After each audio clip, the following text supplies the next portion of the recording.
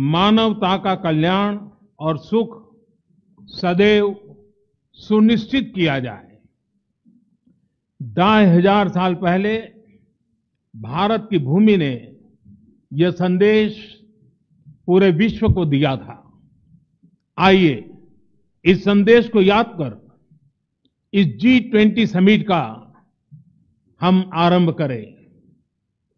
21वीं सदी का यह समय पूरी दुनिया को नई दिशा दिखाने वाला और नई दिशा देने वाला एक महत्वपूर्ण समय है। ये वो समय है जब बरसों पुरानी चुनौतियां हमसे नए समाधान मांग रही हैं और इसलिए हमें ह्यूमन सेंट्रिक अप्रोच के साथ अपने हर दायित्व को निभाते हुए ही आगे बढ़ना है। फ्रेंड्स, कोविड-19 के बाद विश्व में एक बहुत बड़ा संकट विश्वास के अभाव का आया है। युद्ध ने इस ट्रस्ट डेफिसिट को और गहरा किया है। जब हम कोविड को हरा सकते हैं तो हम आपसी विश्वास पर आए इस संकट पर भी विजय प्राप्त कर सकते हैं। आज G20 के प्रेसिडेंट के तौर पर भारत पूरी दुनिया का आह्वान करता है कि हम मिलकर सबसे पहले इस ग्लोबल ट्रस्ट डेफिसिट को एक विश्वास, एक भरोसे में बदलें। यह हम सभी के साथ मिलकर चलने का समय है और इसलिए सबका साथ, सबका विकास, सबका विश्वास, सबका प्रयास का मंत्र हम सभी के लिए एक पथ प्रदर्शक बन सकता है। वैश्विक अर्थव्यवस्था में उथल-पुथल हो, नॉर्थ और साउथ का डिवाइड हो, ईस्ट और वेस्ट की दूरी हो, फूड, फ्यूल और फर्टिलाइजर का मैनेजमेंट हो, टेररिज्म और साइबर सिक्योरिटी हो, हेल्थ, एनर्जी और वाटर सिक्योरिटी हो, वर्तमान के साथ ही आने वाली पीढ़ियों के लिए हमें इन चुनौतियों के ठोस समाधान की तरफ बढ़ना ही होगा। फ्रेंड्स, भारत की G20 प्रेसिडेंसी देश के भीतर और देश के बाहर इंक्लूजन का, सबका साथ का प्रतीक बन गई है। भारत में ये पीपल्स G20 बन गया। करोड़ों भारतीय इससे जुड़े। देश के 60 से ज्यादा शहरों में 200 से ज्यादा अधिक बैठकें हुई। सबका साथ की भावना से ही भारत ने प्रस्ताव रखा था कि अफ्रीकन यूनियन को G20 की स्थायी सदस्यता दी जाए। मेरा विश्वास है कि इस प्रस्ताव पर हम सबकी सहमति है।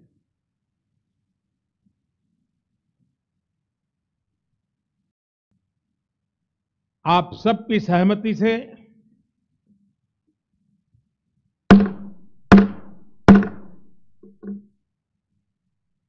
आगे की कार्यवाही शुरू करने से पहले मैं अफ्रीकन यूनियन के अध्यक्ष को G20 के स्थायी सदस्य के रूप में अपना स्थान ग्रहण करने के लिए आमंत्रित करता हूं।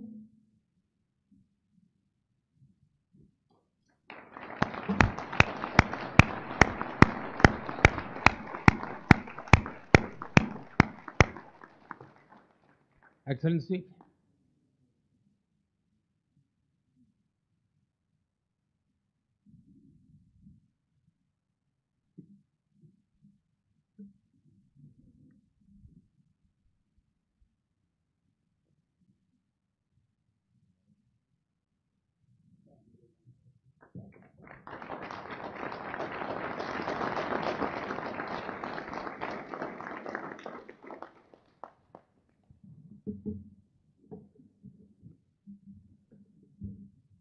इसके साथ ही मैं मीडिया के साथियों से भी विनम्र आग्रह करूंगा कि वे अब हमें समय दें और इस सभागृह से बाहर जाने का कष्ट करें।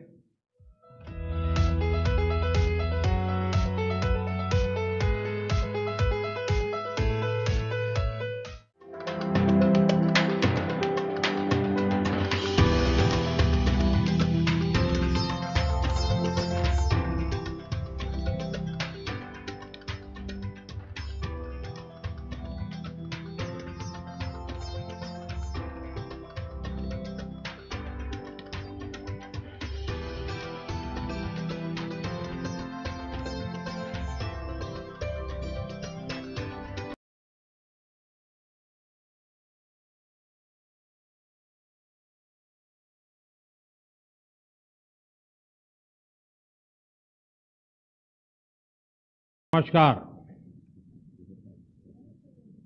औपचारिक कार्यवाही शुरू करने से पहले हम सभी की ओर से कुछ देर पहले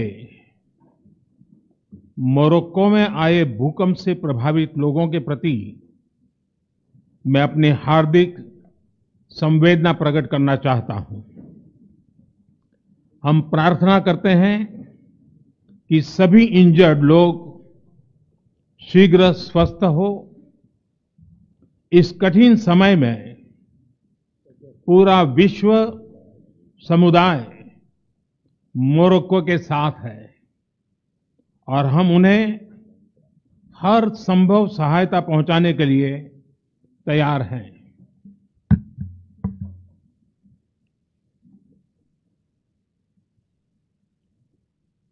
Your Highnesses, Excellencies, G20 के प्रेसिडेंट के तौर पर भारत आप सभी का हार्दिक स्वागत करता है। इस समय जिस स्थान पर हम एकत्रित हैं, यहां से कुछ ही किलोमीटर के फासले पर लगभग 2500 साल पुराना एक स्तंभ लगा हुआ है।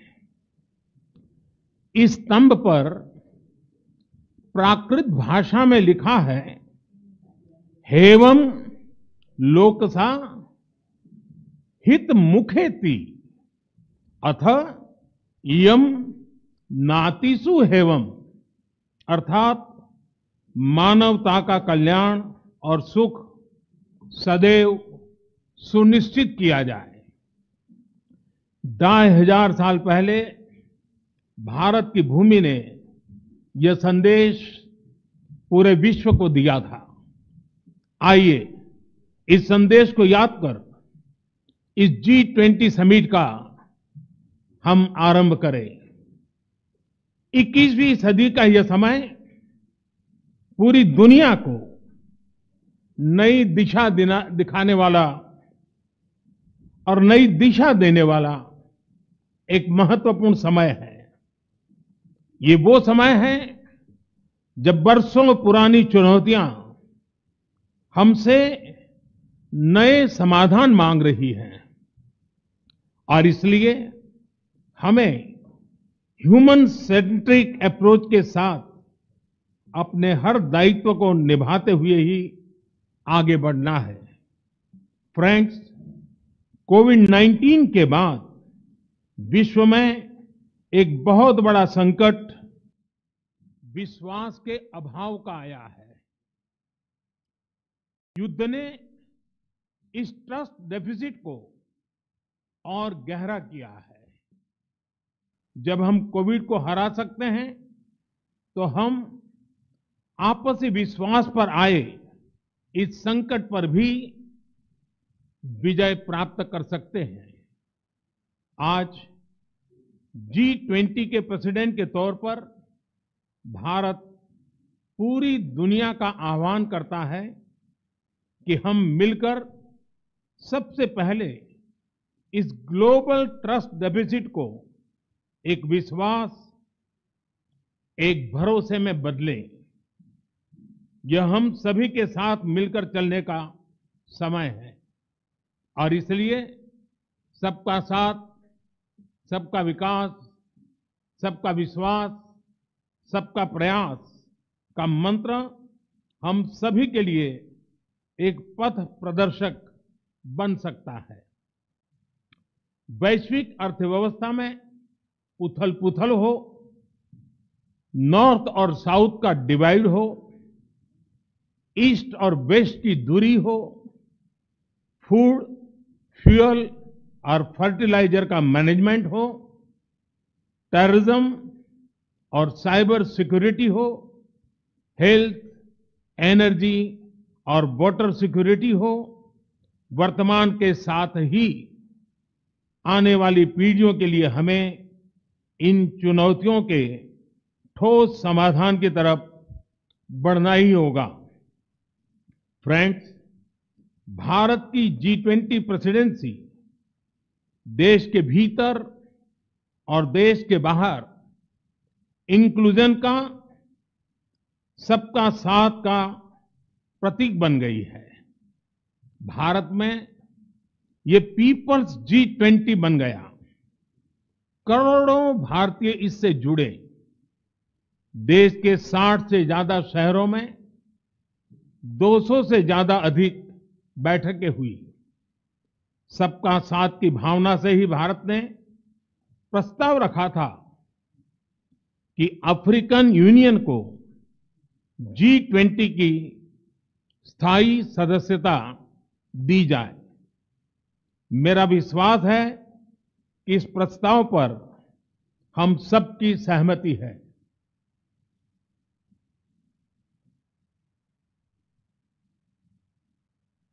आप सबकी सहमति से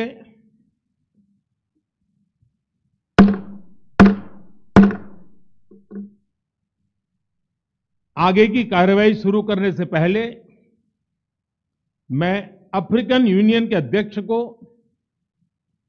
G20 के स्थायी सदस्य के रूप में अपना स्थान ग्रहण करने के लिए आमंत्रित करता हूं।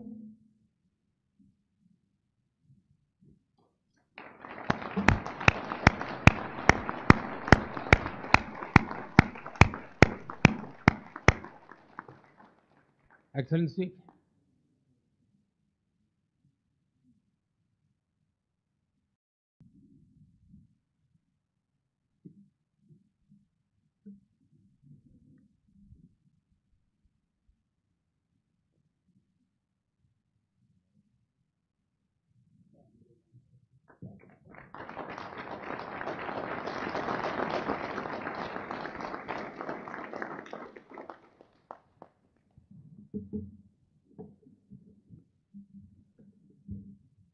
इसके साथ ही मैं मीडिया के साथियों से भी विनम्र आग्रह करूंगा कि वे अब हमें समय दें और इस सभागृह से बाहर जाने का कष्ट करें।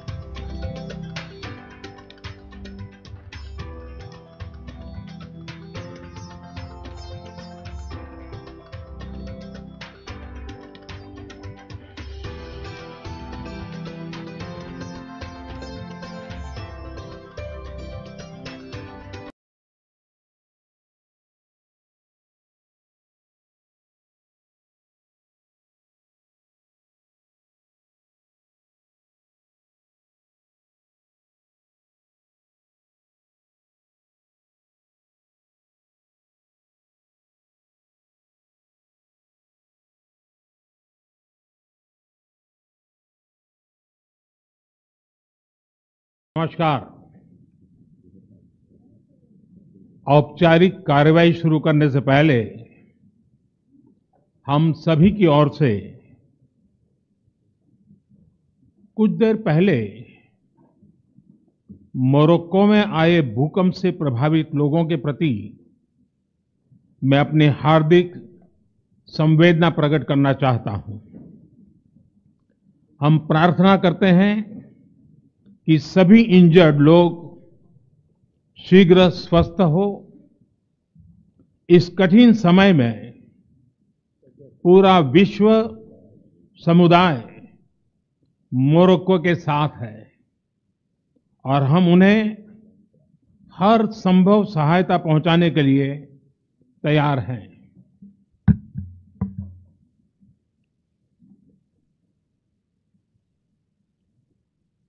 Your Highnesses, Excellencies, G20 के प्रेसिडेंट के तौर पर भारत आप सभी का हार्दिक स्वागत करता है।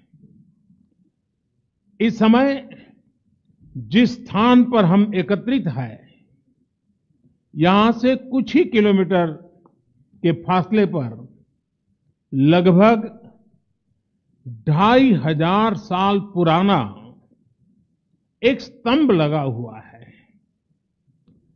इस स्तंभ पर प्राकृत भाषा में लिखा है, हेवम लोकसा हित मुखेति अथ इयम नातिसु हेवम, अर्थात मानवता का कल्याण और सुख सदैव सुनिश्चित किया जाए।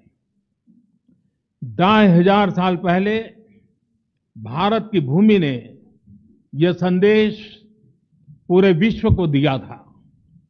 आइए इस संदेश को याद कर इस G20 समिट का हम आरंभ करें। 21वीं सदी का यह समय पूरी दुनिया को नई दिशा दिखाने वाला और नई दिशा देने वाला एक महत्वपूर्ण समय है। ये वो समय है जब बरसों पुरानी चुनौतियां हमसे नए समाधान मांग रही हैं और इसलिए हमें ह्यूमन सेंट्रिक अप्रोच के साथ अपने हर दायित्व को निभाते हुए ही आगे बढ़ना है। फ्रेंड्स, कोविड-19 के बाद विश्व में एक बहुत बड़ा संकट विश्वास के अभाव का आया है। युद्ध ने इस ट्रस्ट डेफिसिट को और गहरा किया है।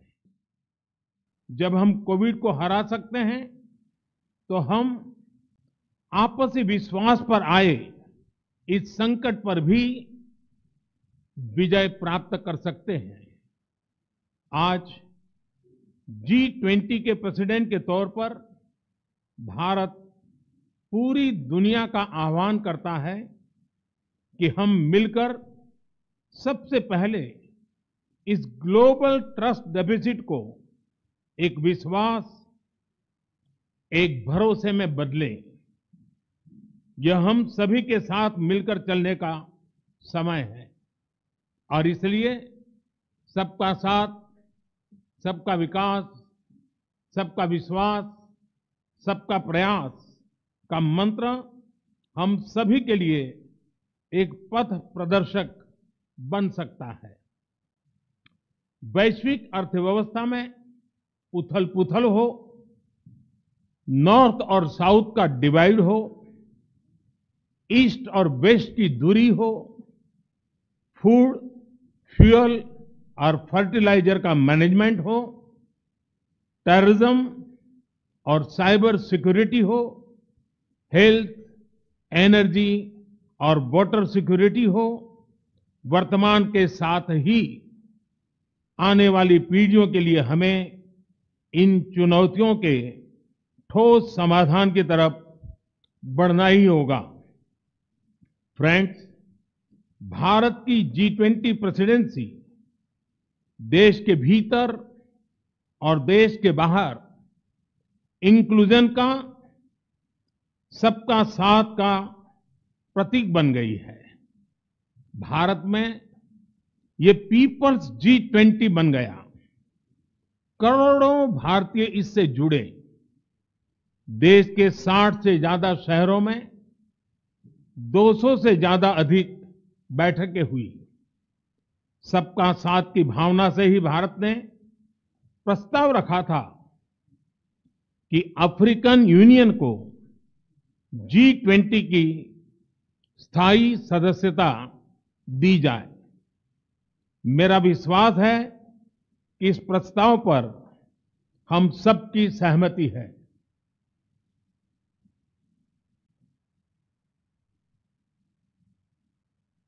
आप सबकी सहमति से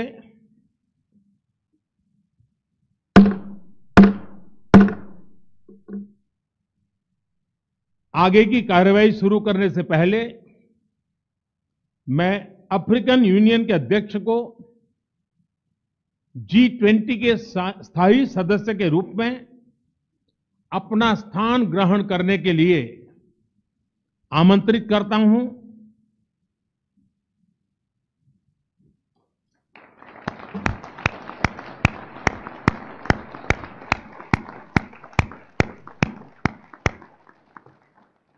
एक्सेलेंसी,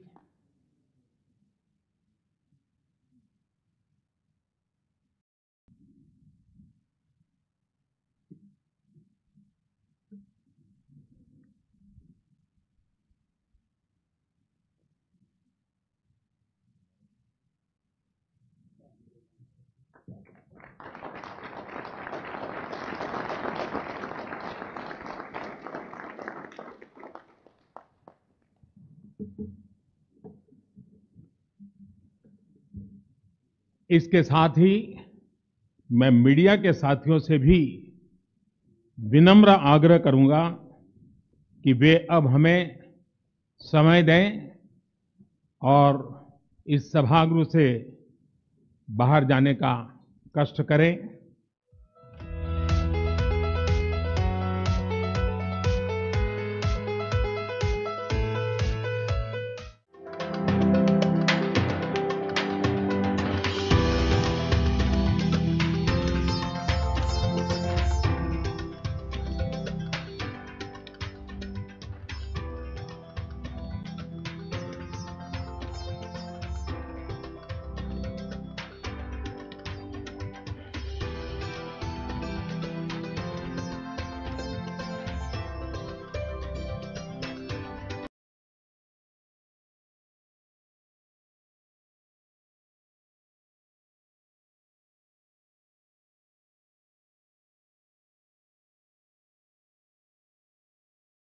हम सभी की ओर से कुछ देर पहले मोरक्को में आए भूकंप से प्रभावित लोगों के प्रति मैं अपनी हार्दिक संवेदना प्रकट करना चाहता हूं। हम प्रार्थना करते हैं कि सभी इंजर्ड लोग शीघ्र स्वस्थ हो। इस कठिन समय में पूरा विश्व समुदाय मोरक्को के साथ है और हम उन्हें हर संभव सहायता पहुंचाने के लिए तैयार हैं।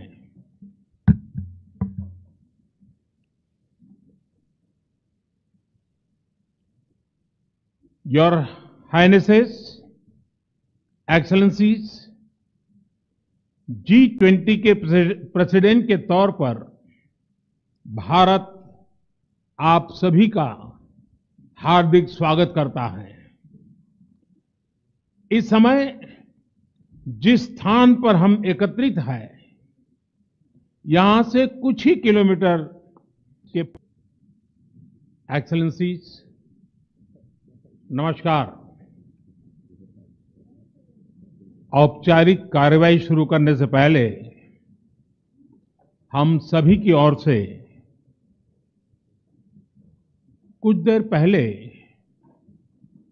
मोरक्को में आए भूकंप से प्रभावित लोगों के प्रति मैं अपनी हार्दिक संवेदना प्रकट करना चाहता हूं। हम प्रार्थना करते हैं कि सभी इंजर्ड लोग शीघ्र स्वस्थ हो। इस कठिन समय में पूरा विश्व समुदाय मोरक्को के साथ है और हम उन्हें हर संभव सहायता पहुंचाने के लिए तैयार हैं।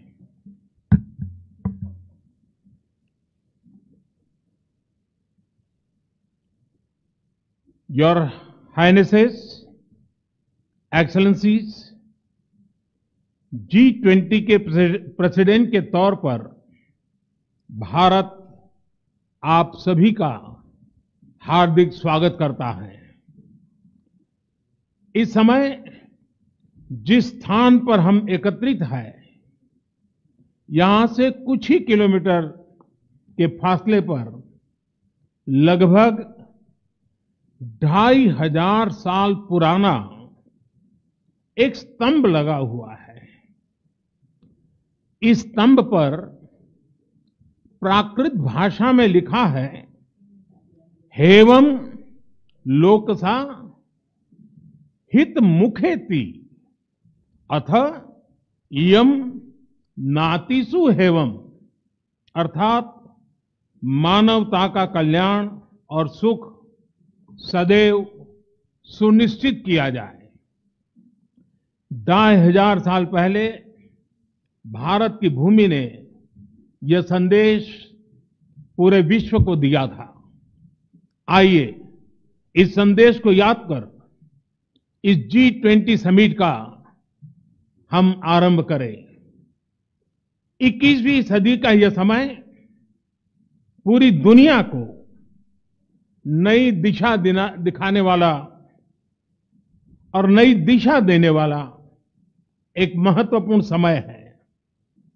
ये वो समय है जब वर्षों पुरानी चुनौतियां हमसे नए समाधान मांग रही हैं और इसलिए हमें ह्यूमन सेंट्रिक अप्रोच के साथ अपने हर दायित्व को निभाते हुए ही आगे बढ़ना है। फ्रेंड्स, कोविड-19 के बाद विश्व में एक बहुत बड़ा संकट विश्वास के अभाव का आया है। युद्ध ने इस ट्रस्ट डेफिसिट को और गहरा किया है। जब हम कोविड को हरा सकते हैं तो हम आपसी विश्वास पर आए इस संकट पर भी विजय प्राप्त कर सकते हैं। आज G20 के प्रेसिडेंट के तौर पर भारत पूरी दुनिया का आह्वान करता है कि हम मिलकर सबसे पहले इस ग्लोबल ट्रस्ट डेफिसिट को एक विश्वास, एक भरोसे में बदलें। यह हम सभी के साथ मिलकर चलने का समय है और इसलिए सबका साथ, सबका विकास, सबका विश्वास, सबका प्रयास का मंत्र हम सभी के लिए एक पथ प्रदर्शक बन सकता है। वैश्विक अर्थव्यवस्था में उथल-पुथल हो, नॉर्थ और साउथ का डिवाइड हो, ईस्ट और वेस्ट की दूरी हो, फूड, फ्यूल और फर्टिलाइजर का मैनेजमेंट हो, टेररिज्म और साइबर सिक्योरिटी हो, हेल्थ, एनर्जी और वाटर सिक्योरिटी हो, वर्तमान के साथ ही आने वाली पीढ़ियों के लिए हमें इन चुनौतियों के ठोस समाधान की तरफ बढ़ना ही होगा। फ्रेंड्स, भारत की G20 प्रेसिडेंसी देश के भीतर और देश के बाहर इंक्लूजन का, सबका साथ का प्रतीक बन गई है। भारत में ये पीपल्स G20 बन गया। करोड़ों भारतीय इससे जुड़े। देश के 60 से ज्यादा शहरों में 200 से ज्यादा अधिक बैठकें हुई। सबका साथ की भावना से ही भारत ने प्रस्ताव रखा था कि अफ्रीकन यूनियन को G20 की स्थायी सदस्यता दी जाए। मेरा विश्वास है कि इस प्रस्ताव पर हम सबकी सहमति है।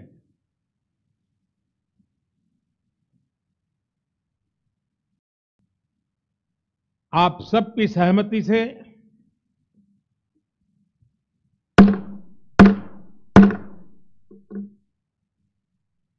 आगे की कार्रवाई शुरू करने से पहले मैं अफ्रीकन यूनियन के अध्यक्ष को G20 के स्थायी सदस्य के रूप में अपना स्थान ग्रहण करने के लिए आमंत्रित करता हूं।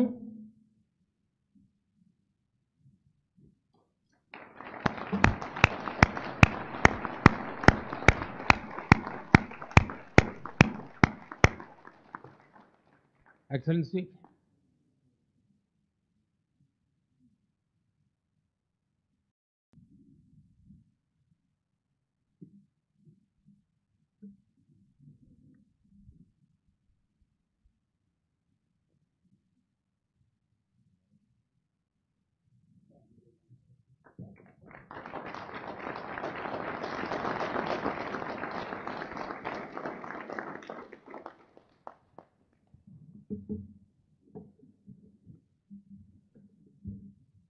इसके साथ ही मैं मीडिया के साथियों से भी विनम्र आग्रह करूंगा कि वे अब हमें समय दें और इस सभागृह से एक्सेलेंसीज, नमस्कार। औपचारिक कार्रवाई शुरू करने से पहले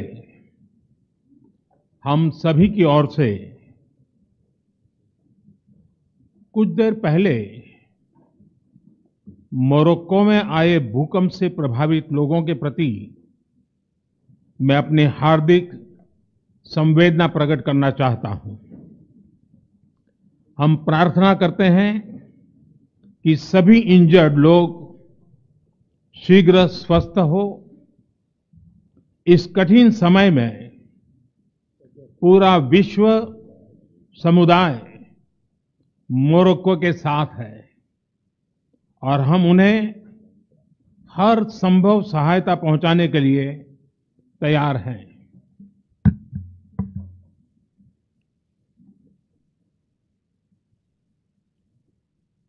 Your Highnesses, Excellencies, G20 के प्रेसिडेंट के तौर पर भारत आप सभी का हार्दिक स्वागत करता है। इस समय जिस स्थान पर हम एकत्रित हैं, यहां से कुछ ही किलोमीटर के फासले पर लगभग 2500 साल पुराना एक स्तंभ लगा हुआ है। इस स्तंभ पर प्राकृत भाषा में लिखा है, हेवम लोकसा हित मुखेति अथ इयम नातिसु हेवम, अर्थात मानवता का कल्याण और सुख सदैव सुनिश्चित किया जाए। 2500 साल पहले भारत की भूमि ने यह संदेश पूरे विश्व को दिया था। आइए इस संदेश को याद कर इस G20 समिट का हम आरंभ करें।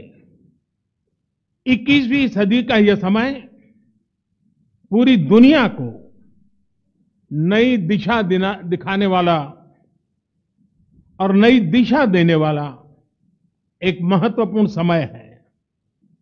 ये वो समय है जब बरसों पुरानी चुनौतियां हमसे नए समाधान मांग रही हैं और इसलिए हमें ह्यूमन सेंट्रिक अप्रोच के साथ अपने हर दायित्व को निभाते हुए ही आगे बढ़ना है। फ्रेंड्स, कोविड-19 के बाद विश्व में एक बहुत बड़ा संकट विश्वास के अभाव का आया है। युद्ध ने इस ट्रस्ट डेफिसिट को और गहरा किया है। जब हम कोविड को हरा सकते हैं तो हम आपसी विश्वास पर आए इस संकट पर भी विजय प्राप्त कर सकते हैं। आज G20 के प्रेसिडेंट के तौर पर भारत पूरी दुनिया का आह्वान करता है कि हम मिलकर सबसे पहले इस ग्लोबल ट्रस्ट डेफिसिट को एक विश्वास, एक भरोसे में बदलें। यह हम सभी के साथ मिलकर चलने का समय है और इसलिए सबका साथ, सबका विकास, सबका विश्वास, सबका प्रयास का मंत्र हम सभी के लिए एक पथ प्रदर्शक बन सकता है। वैश्विक अर्थव्यवस्था में उथल-पुथल हो, नॉर्थ और साउथ का डिवाइड हो, ईस्ट और वेस्ट की दूरी हो, फूड, फ्यूल और फर्टिलाइजर का मैनेजमेंट हो, टेररिज्म और साइबर सिक्योरिटी हो, हेल्थ, एनर्जी और वाटर सिक्योरिटी हो, वर्तमान के साथ ही आने वाली पीढ़ियों के लिए हमें इन चुनौतियों के ठोस समाधान की तरफ बढ़ना ही होगा। फ्रेंड्स, भारत की G20 प्रेसिडेंसी देश के भीतर और देश के बाहर इंक्लूजन का, सबका साथ का प्रतीक बन गई है। भारत में ये पीपल्स G20 बन गया। करोड़ों भारतीय इससे जुड़े। देश के 60 से ज्यादा शहरों में 200 से ज्यादा अधिक बैठकें हुई। सबका साथ की भावना से ही भारत ने प्रस्ताव रखा था कि अफ्रीकन यूनियन को G20 की स्थायी सदस्यता दी जाए। मेरा विश्वास है कि इस प्रस्ताव पर हम सबकी सहमति है।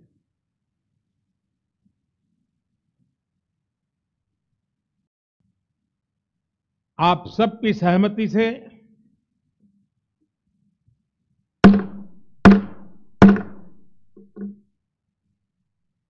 आगे की कार्रवाई शुरू करने से पहले मैं अफ्रीकन यूनियन के अध्यक्ष को G20 के स्थायी सदस्य के रूप में अपना स्थान ग्रहण करने के लिए आमंत्रित करता हूं।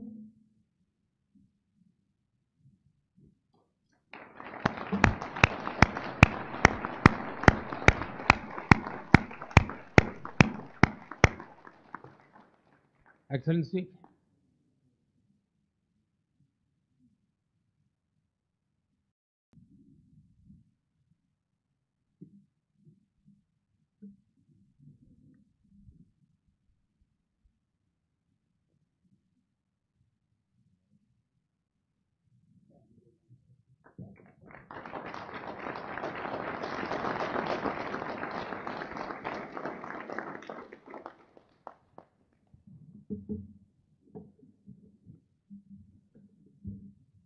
इसके साथ ही मैं मीडिया के साथियों से भी विनम्र आग्रह करूंगा कि वे अब हमें समय दें और इस सभागृह से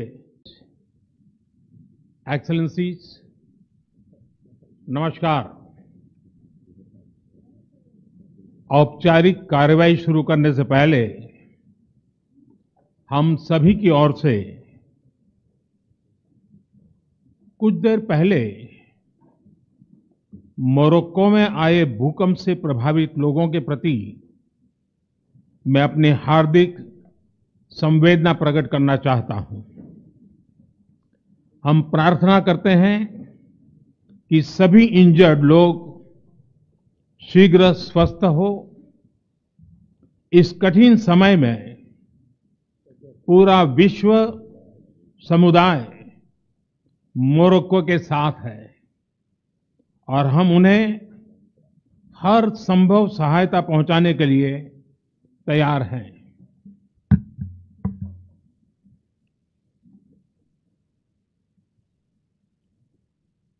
योर हाइनेसेस, एक्सेलेंसीज, G20 के प्रेसिडेंट के तौर पर भारत आप सभी का हार्दिक स्वागत करता है। इस समय जिस स्थान पर हम एकत्रित हैं, यहां से कुछ ही किलोमीटर के फासले पर लगभग 2500 साल पुराना एक स्तंभ लगा हुआ है। इस स्तंभ पर प्राकृत भाषा में लिखा है, हेवम लोकसा हित मुखेति अथ इयम नातिसु हेवम, अर्थात मानवता का कल्याण और सुख सदैव सुनिश्चित किया जाए। 2500 साल पहले भारत की भूमि ने यह संदेश पूरे विश्व को दिया था। आइए इस संदेश को याद कर इस G20 समिट का हम आरंभ करें। 21वीं सदी का यह समय पूरी दुनिया को नई दिशा दिखाने वाला और नई दिशा देने वाला एक महत्वपूर्ण समय है।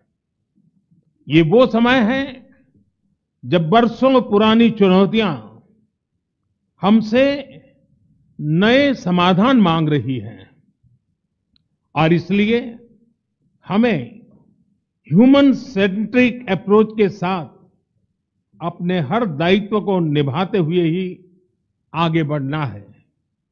फ्रेंड्स, कोविड-19 के बाद विश्व में एक बहुत बड़ा संकट विश्वास के अभाव का आया है।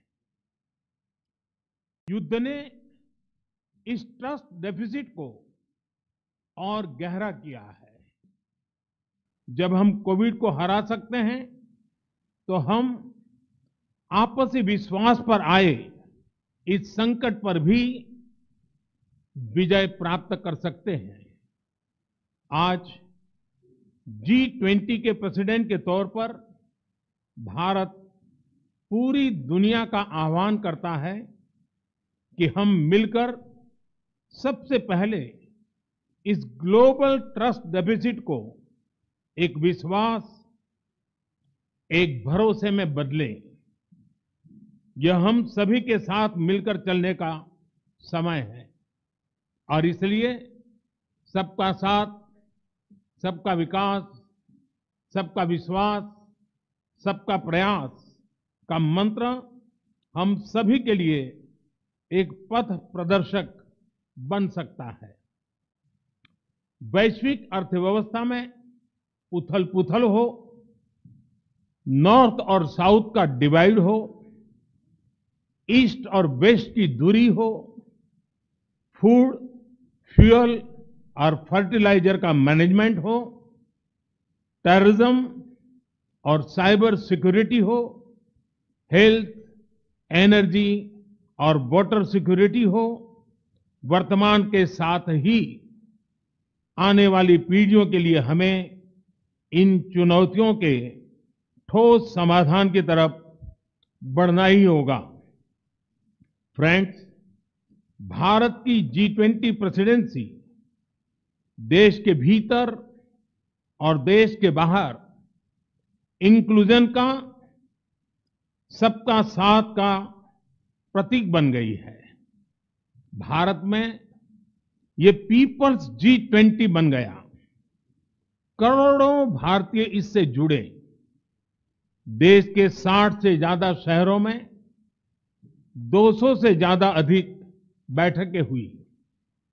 सबका साथ की भावना से ही भारत ने प्रस्ताव रखा था कि अफ्रीकन यूनियन को G20 की स्थायी सदस्यता दी जाए। मेरा विश्वास है कि इस प्रस्ताव पर हम सबकी सहमति है।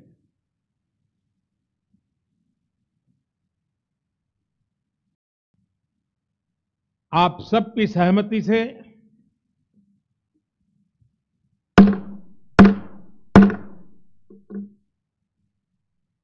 आगे की कार्रवाई शुरू करने से पहले मैं अफ्रीकन यूनियन के अध्यक्ष को G20 के स्थायी सदस्य के रूप में अपना स्थान ग्रहण करने के लिए आमंत्रित करता हूं।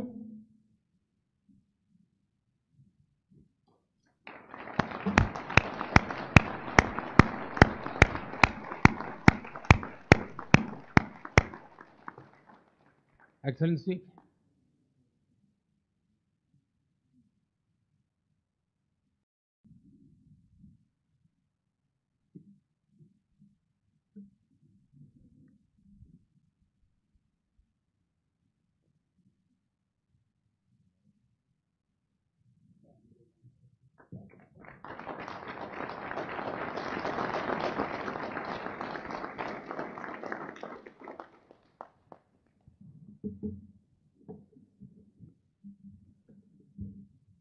इसके साथ ही मैं मीडिया के साथियों से भी विनम्र आग्रह करूंगा कि वे अब हमें समय दें और इस सभागृह से एक्सेलेंसीज, नमस्कार। औपचारिक कार्रवाई शुरू करने से पहले हम सभी की ओर से कुछ देर पहले मोरक्को में आए भूकंप से प्रभावित लोगों के प्रति मैं अपनी हार्दिक संवेदना प्रकट करना चाहता हूं। हम प्रार्थना करते हैं कि सभी इंजर्ड लोग शीघ्र स्वस्थ हो। इस कठिन समय में पूरा विश्व समुदाय मोरक्को के साथ है और हम उन्हें हर संभव सहायता पहुंचाने के लिए तैयार हैं।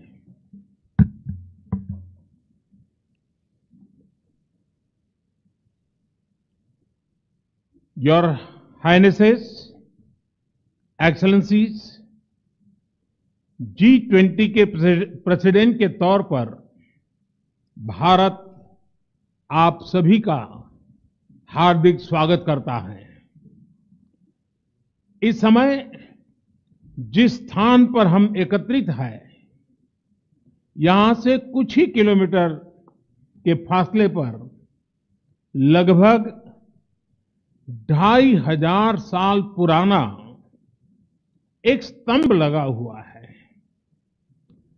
इस स्तंभ पर प्राकृत भाषा में लिखा है, हेवम लोकसा हित मुखेति अथ इयम नातिसु हेवम, अर्थात मानवता का कल्याण और सुख सदैव सुनिश्चित किया जाए।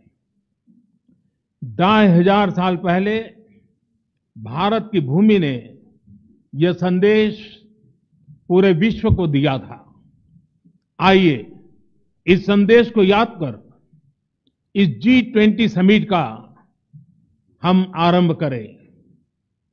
21वीं सदी का यह समय पूरी दुनिया को नई दिशा दिखाने वाला और नई दिशा देने वाला एक महत्वपूर्ण समय है। ये वो समय है जब बरसों पुरानी चुनौतियां हमसे नए समाधान मांग रही हैं और इसलिए हमें ह्यूमन सेंट्रिक अप्रोच के साथ अपने हर दायित्व को निभाते हुए ही आगे बढ़ना है। फ्रेंड्स, कोविड-19 के बाद विश्व में एक बहुत बड़ा संकट विश्वास के अभाव का आया है। युद्ध ने इस ट्रस्ट डेफिसिट को और गहरा किया है। जब हम कोविड को हरा सकते हैं तो हम आपसी विश्वास पर आए इस संकट पर भी विजय प्राप्त कर सकते हैं। आज G20 के प्रेसिडेंट के तौर पर भारत पूरी दुनिया का आह्वान करता है कि हम मिलकर सबसे पहले इस ग्लोबल ट्रस्ट डेफिसिट को एक विश्वास, एक भरोसे में बदलें। यह हम सभी के साथ मिलकर चलने का समय है और इसलिए सबका साथ, सबका विकास, सबका विश्वास, सबका प्रयास का मंत्र हम सभी के लिए एक पथ प्रदर्शक बन सकता है। वैश्विक अर्थव्यवस्था में उथल-पुथल हो, नॉर्थ और साउथ का डिवाइड हो, ईस्ट और वेस्ट की दूरी हो, फूड, फ्यूल और फर्टिलाइजर का मैनेजमेंट हो, टेररिज्म और साइबर सिक्योरिटी हो, हेल्थ, एनर्जी और वाटर सिक्योरिटी हो, वर्तमान के साथ ही आने वाली पीढ़ियों के लिए हमें इन चुनौतियों के ठोस समाधान की तरफ बढ़ना ही होगा। फ्रेंड्स, भारत की G20 प्रेसिडेंसी देश के भीतर और देश के बाहर इंक्लूजन का, सबका साथ का प्रतीक बन गई है। भारत में ये पीपल्स G20 बन गया। करोड़ों भारतीय इससे जुड़े। देश के 60 से ज्यादा शहरों में 200 से ज्यादा अधिक बैठकें हुई। सबका साथ की भावना से ही भारत ने प्रस्ताव रखा था कि अफ्रीकन यूनियन को G20 की स्थायी सदस्यता दी जाए। मेरा विश्वास है कि इस प्रस्ताव पर हम सबकी सहमति है।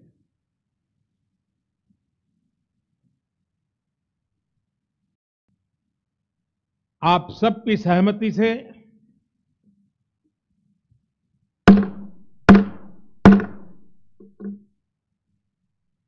आगे की कार्रवाई शुरू करने से पहले मैं अफ्रीकन यूनियन के अध्यक्ष को G20 के स्थायी सदस्य के रूप में अपना स्थान ग्रहण करने के लिए आमंत्रित करता हूं।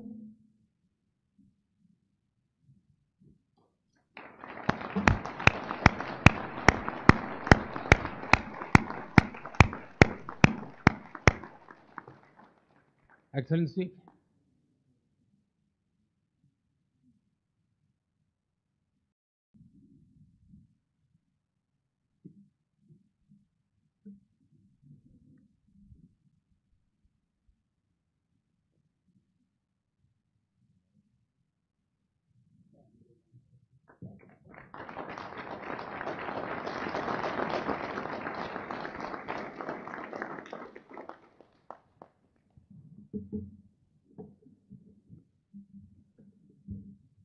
इसके साथ ही मैं मीडिया के साथियों से भी विनम्र आग्रह करूंगा कि वे अब हमें समय दें और इस सभागृह से एक्सेलेंसीज, नमस्कार। औपचारिक कार्यवाही शुरू करने से पहले हम सभी की ओर से कुछ देर पहले मोरक्को में आए भूकंप से प्रभावित लोगों के प्रति मैं अपनी हार्दिक संवेदना प्रकट करना चाहता हूं। हम प्रार्थना करते हैं कि सभी इंजर्ड लोग शीघ्र स्वस्थ हो। इस कठिन समय में पूरा विश्व समुदाय मोरक्को के साथ है और हम उन्हें हर संभव सहायता पहुंचाने के लिए तैयार हैं।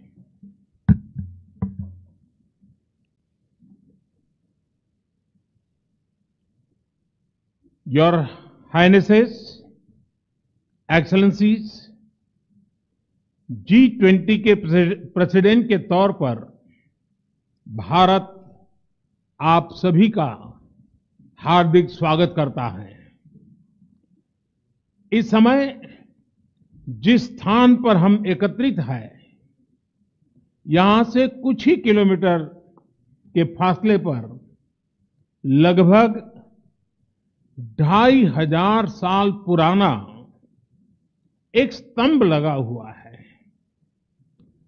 इस स्तंभ पर प्राकृत भाषा में लिखा है, हेवम लोकसा हित मुखेति अथ इयम नातिसु हेवम, अर्थात मानवता का कल्याण और सुख सदैव सुनिश्चित किया जाए। 2500 साल पहले भारत की भूमि ने यह संदेश पूरे विश्व को दिया था। आइए इस संदेश को याद कर इस G20 समिट का हम आरंभ करें। 21वीं सदी का यह समय पूरी दुनिया को नई दिशा दिखाने वाला और नई दिशा देने वाला एक महत्वपूर्ण समय है।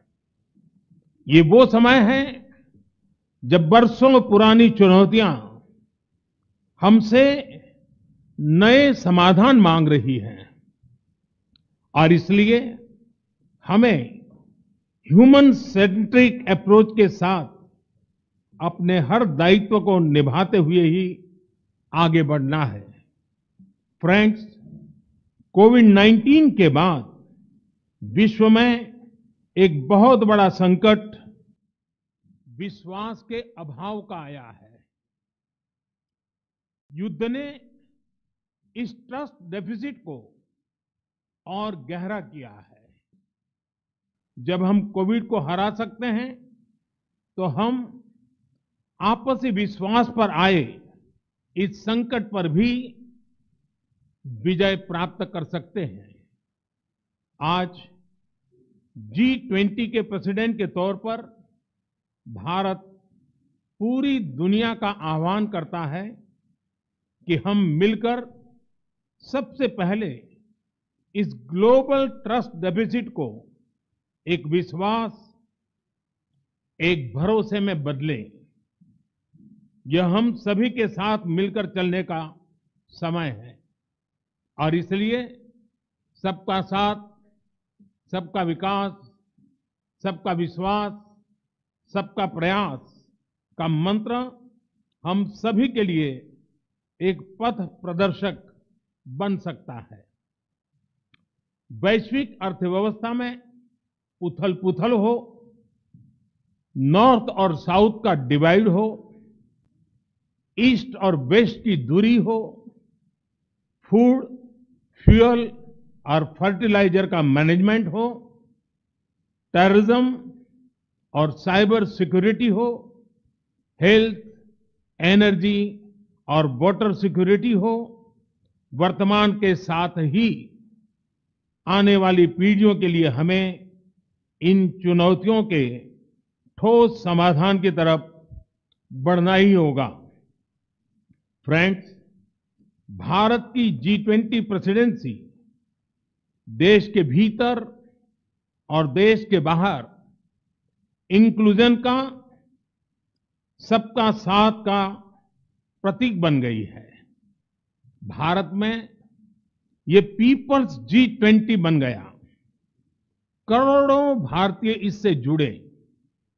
देश के 60 से ज्यादा शहरों में 200 से ज्यादा अधिक बैठकें हुई। सबका साथ की भावना से ही भारत ने प्रस्ताव रखा था कि अफ्रीकन यूनियन को G20 की स्थायी सदस्यता दी जाए। मेरा विश्वास है कि इस प्रस्ताव पर हम सबकी सहमति है।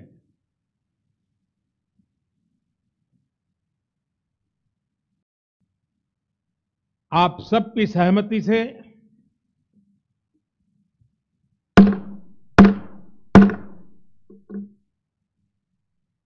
आगे की कार्रवाई शुरू करने से पहले मैं अफ्रीकन यूनियन के अध्यक्ष को G20 के स्थायी सदस्य के रूप में अपना स्थान ग्रहण करने के लिए आमंत्रित करता हूं।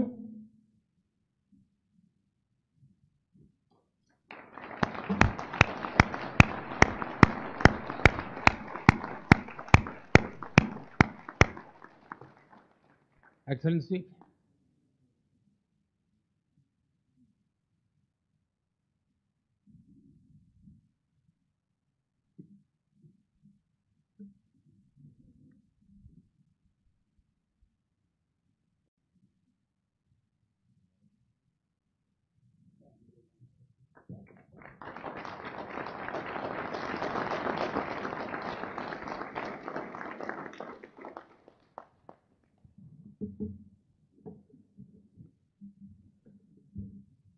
इसके साथ ही मैं मीडिया के साथियों से भी विनम्र आग्रह करूंगा कि वे अब हमें समय दें और इस सभागृह से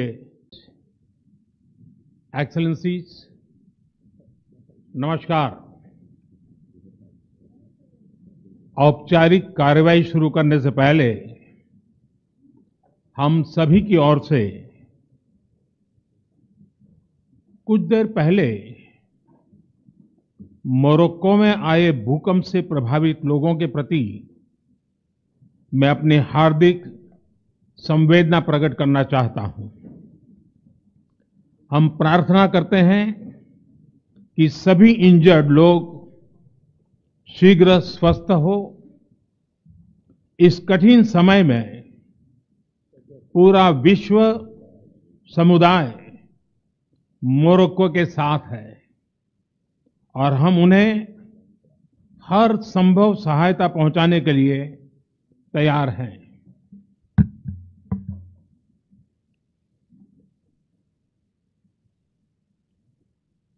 योर हाइनेसेस, एक्सेलेंसीज, G20 के प्रेसिडेंट के तौर पर भारत आप सभी का हार्दिक स्वागत करता है।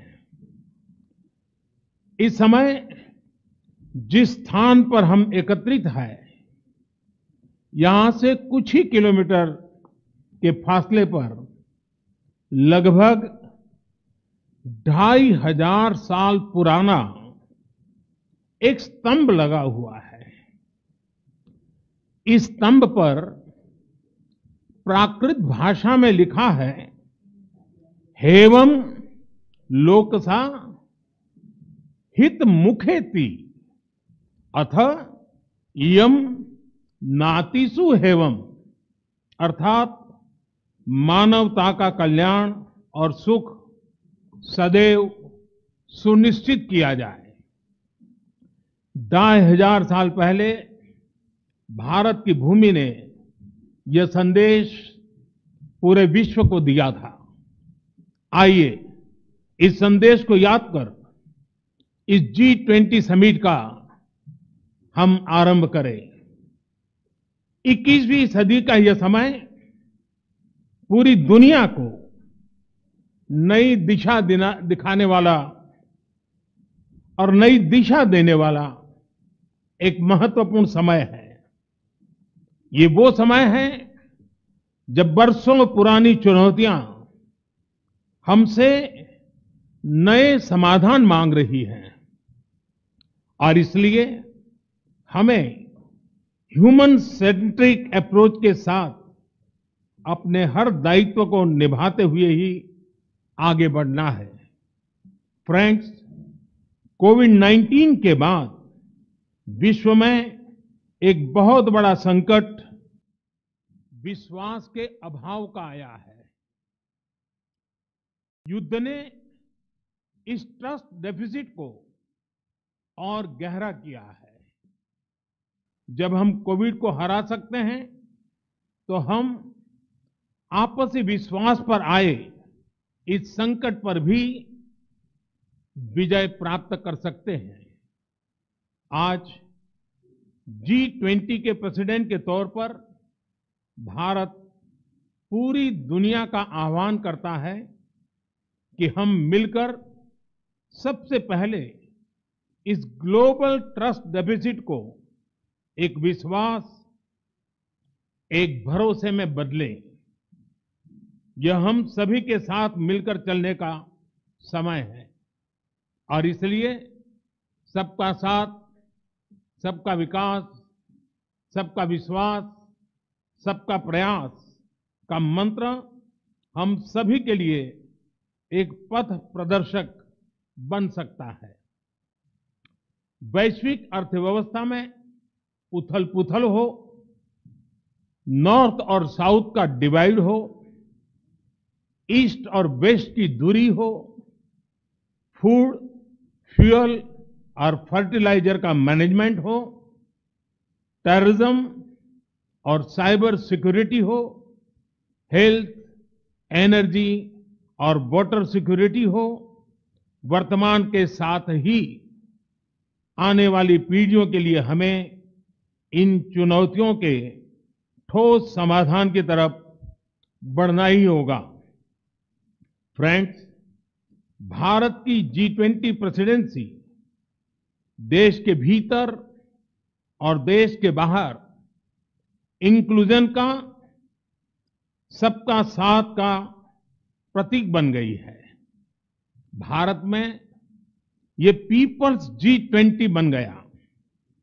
करोड़ों भारतीय इससे जुड़े।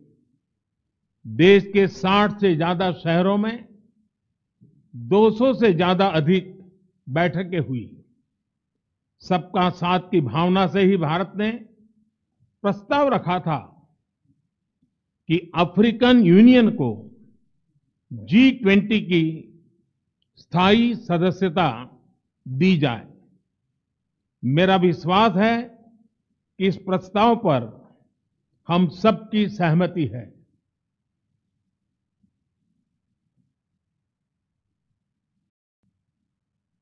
आप सबकी सहमति से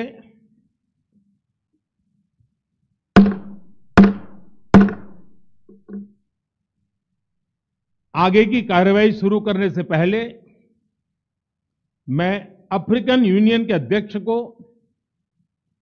G20 के स्थायी सदस्य के रूप में अपना स्थान ग्रहण करने के लिए आमंत्रित करता हूं।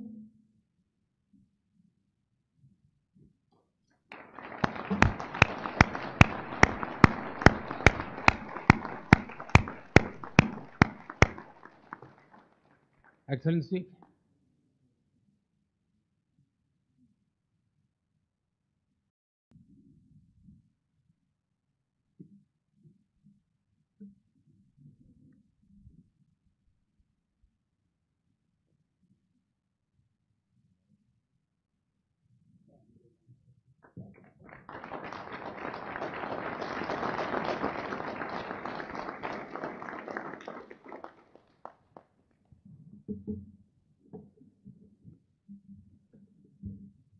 इसके साथ ही मैं मीडिया के साथियों से भी विनम्र आग्रह करूंगा कि वे अब हमें समय दें और इस सभागृह से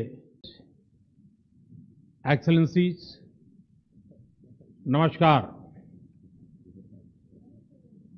औपचारिक कार्रवाई शुरू करने से पहले हम सभी की ओर से कुछ देर पहले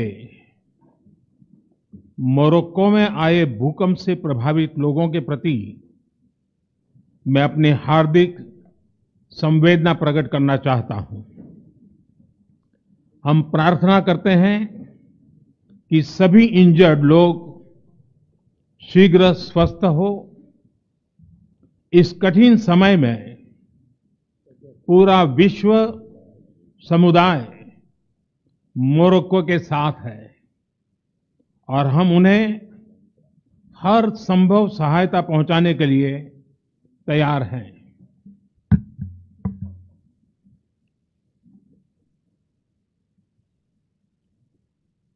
Your Highnesses, Excellencies, G20 के प्रेसिडेंट के तौर पर भारत आप सभी का हार्दिक स्वागत करता है।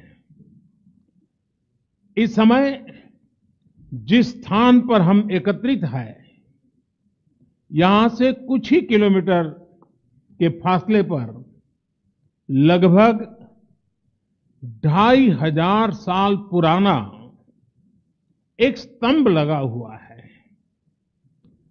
इस स्तंभ पर प्राकृत भाषा में लिखा है, हेवम लोकसा हित मुखेति अथ इयम नातिसु हेवम, अर्थात मानवता का कल्याण और सुख सदैव सुनिश्चित किया जाए।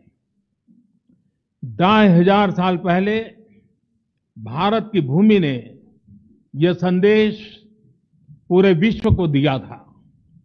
आइए इस संदेश को याद कर इस G20 समिट का हम आरंभ करें।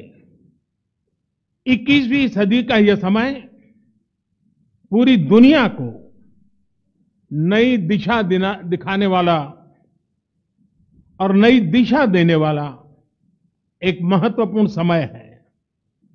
ये वो समय है जब बरसों पुरानी चुनौतियां हमसे नए समाधान मांग रही हैं और इसलिए हमें ह्यूमन सेंट्रिक अप्रोच के साथ अपने हर दायित्व को निभाते हुए ही आगे बढ़ना है। फ्रेंड्स, कोविड-19 के बाद विश्व में एक बहुत बड़ा संकट विश्वास के अभाव का आया है। युद्ध ने इस ट्रस्ट डेफिसिट को और गहरा किया है।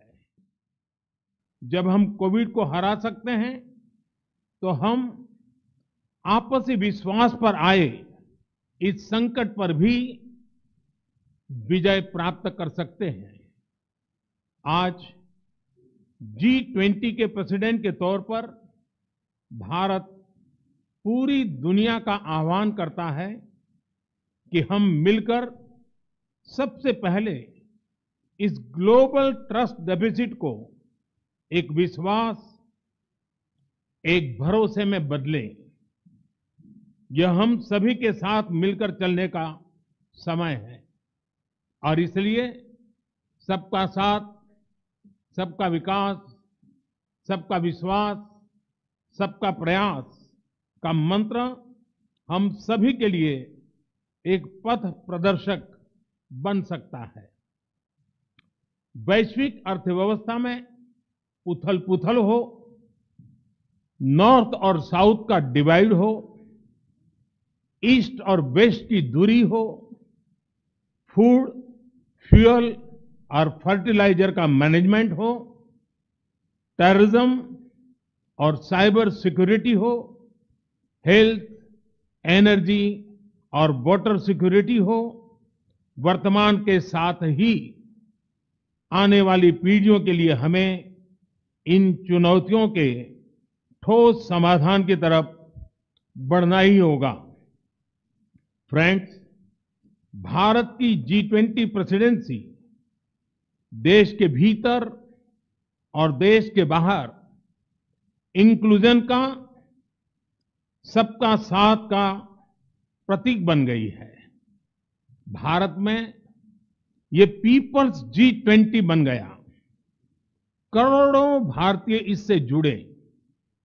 देश के 60 से ज्यादा शहरों में 200 से ज्यादा अधिक बैठकें हुई। सबका साथ की भावना से ही भारत ने प्रस्ताव रखा था कि अफ्रीकन यूनियन को G20 की स्थायी सदस्यता दी जाए। मेरा विश्वास है कि इस प्रस्ताव पर हम सबकी सहमति है।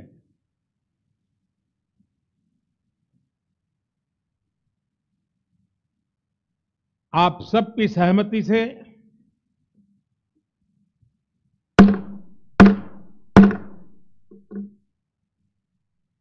आगे की कार्रवाई शुरू करने से पहले मैं अफ्रीकन यूनियन के अध्यक्ष को G20 के स्थायी सदस्य के रूप में अपना स्थान ग्रहण करने के लिए आमंत्रित करता हूं।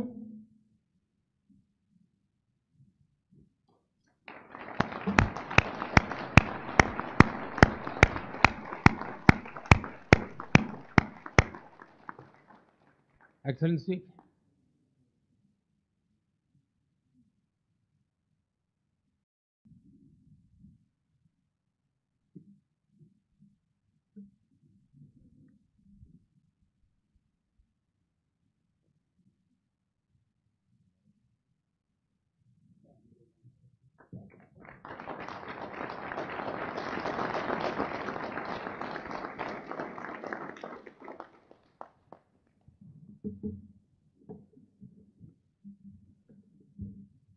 इसके साथ ही मैं मीडिया के साथियों से भी विनम्र आग्रह करूंगा कि वे अब हमें समय दें और इस सभागृह से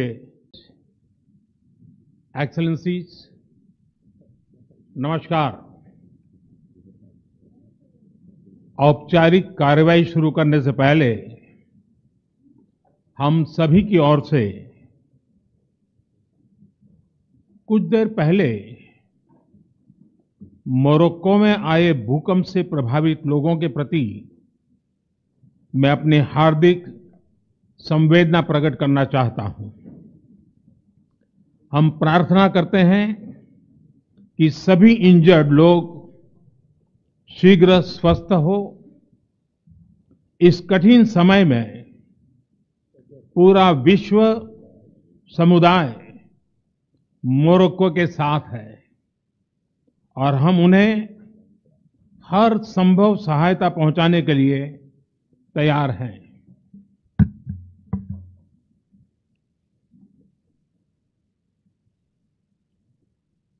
Your Highnesses, Excellencies, G20 के प्रेसिडेंट के तौर पर भारत आप सभी का हार्दिक स्वागत करता है। इस समय जिस स्थान पर हम एकत्रित हैं, यहां से कुछ ही किलोमीटर के फासले पर लगभग 2500 साल पुराना एक स्तंभ लगा हुआ है। इस स्तंभ पर प्राकृत भाषा में लिखा है, हेवम लोकसा हित मुखेति अथ इयम नातिसु हेवम, अर्थात मानवता का कल्याण और सुख सदैव सुनिश्चित किया जाए। 2500 साल पहले भारत की भूमि ने यह संदेश पूरे विश्व को दिया था। आइए इस संदेश को याद कर इस G20 समिट का हम आरंभ करें।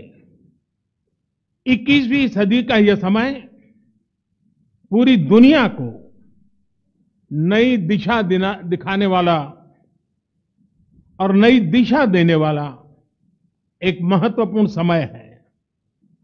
ये वो समय है जब बरसों पुरानी चुनौतियां हमसे नए समाधान मांग रही है और इसलिए हमें ह्यूमन सेंट्रिक अप्रोच के साथ अपने हर दायित्व को निभाते हुए ही आगे बढ़ना है।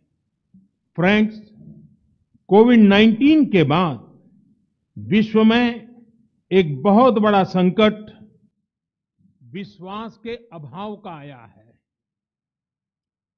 युद्ध ने इस ट्रस्ट डेफिसिट को और गहरा किया है। जब हम कोविड को हरा सकते हैं तो हम आपसी विश्वास पर आए इस संकट पर भी विजय प्राप्त कर सकते हैं। आज G20 के प्रेसिडेंट के तौर पर भारत पूरी दुनिया का आह्वान करता है कि हम मिलकर सबसे पहले इस ग्लोबल ट्रस्ट डेफिसिट को एक विश्वास, एक भरोसे में बदलें। यह हम सभी के साथ मिलकर चलने का समय है और इसलिए सबका साथ, सबका विकास, सबका विश्वास, सबका प्रयास का मंत्र हम सभी के लिए एक पथ प्रदर्शक बन सकता है।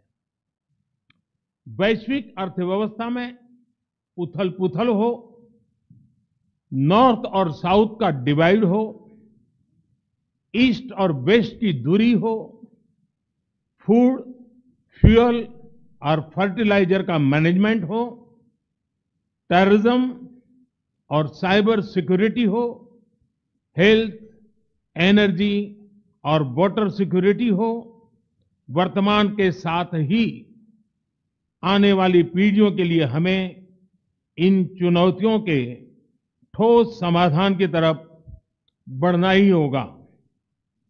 फ्रेंड्स, भारत की G20 प्रेसिडेंसी देश के भीतर और देश के बाहर इंक्लूजन का, सबका साथ का प्रतीक बन गई है।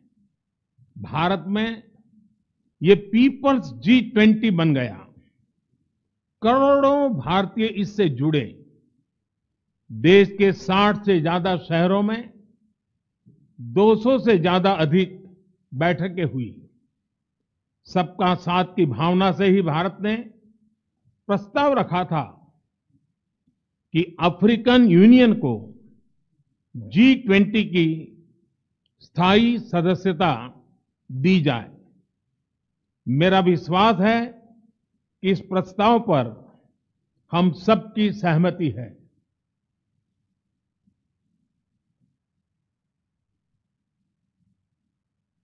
आप सबकी सहमति से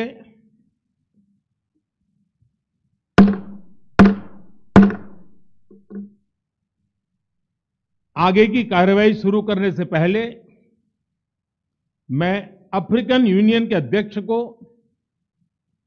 G20 के स्थायी सदस्य के रूप में अपना स्थान ग्रहण करने के लिए आमंत्रित करता हूं।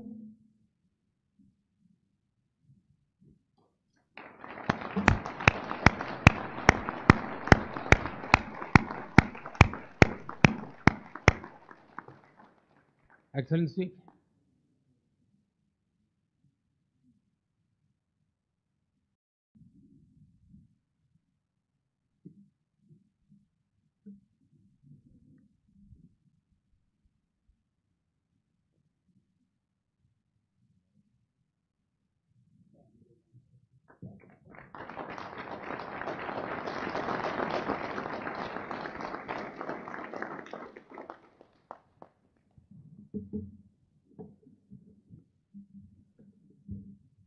इसके साथ ही मैं मीडिया के साथियों से भी विनम्र आग्रह करूंगा कि वे अब हमें समय दें और इस सभागृह से एक्सेलेंसीज, नमस्कार। औपचारिक कार्यवाही शुरू करने से पहले हम सभी की ओर से कुछ देर पहले मोरक्को में आए भूकंप से प्रभावित लोगों के प्रति मैं अपनी हार्दिक संवेदना प्रकट करना चाहता हूं। हम प्रार्थना करते हैं कि सभी इंजर्ड लोग शीघ्र स्वस्थ हो। इस कठिन समय में पूरा विश्व समुदाय मोरक्को के साथ है और हम उन्हें हर संभव सहायता पहुंचाने के लिए तैयार हैं।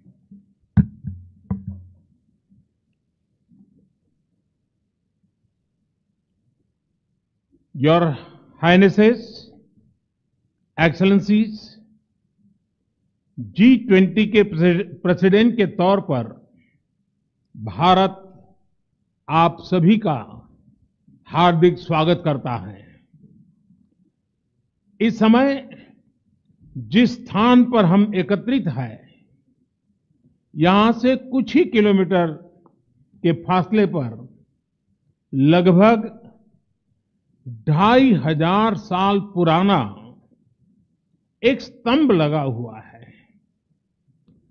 इस स्तंभ पर प्राकृत भाषा में लिखा है, हेवम लोकसा हित मुखेति अथ इयम नातिसु हेवम, अर्थात मानवता का कल्याण और सुख सदैव सुनिश्चित किया जाए। 2500 साल पहले भारत की भूमि ने यह संदेश पूरे विश्व को दिया था।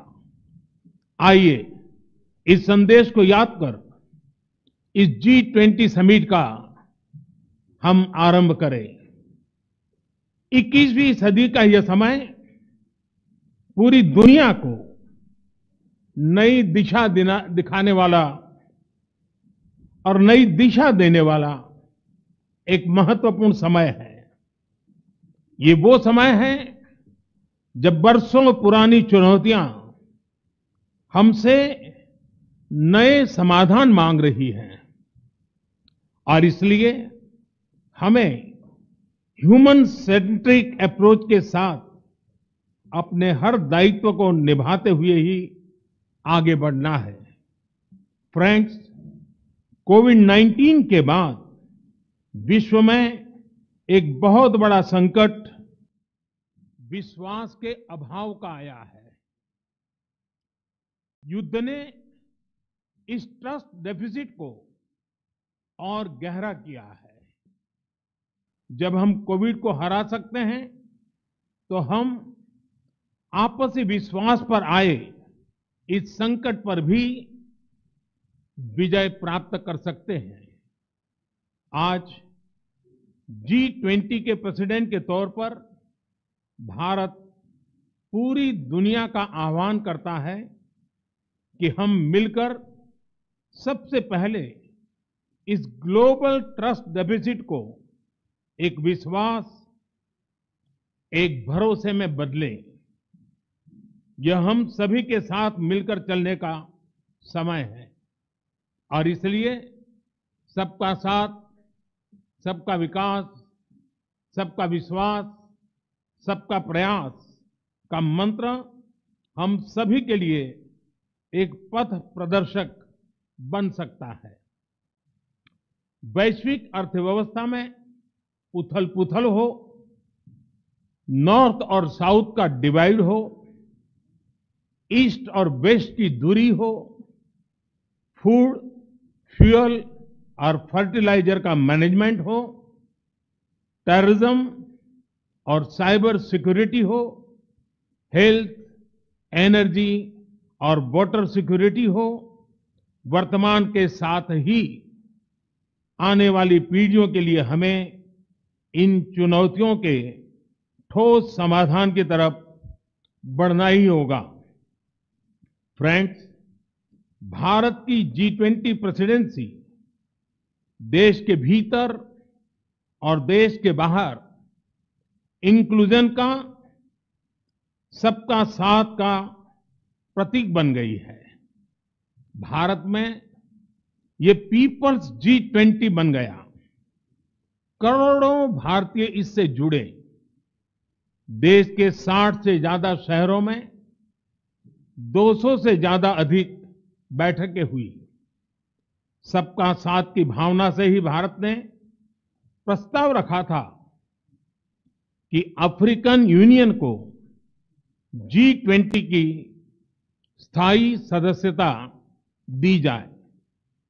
मेरा विश्वास है कि इस प्रस्ताव पर हम सबकी सहमति है।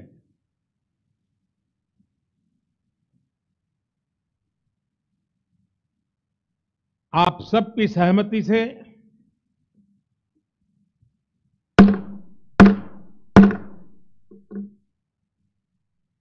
आगे की कार्रवाई शुरू करने से पहले मैं अफ्रीकन यूनियन के अध्यक्ष को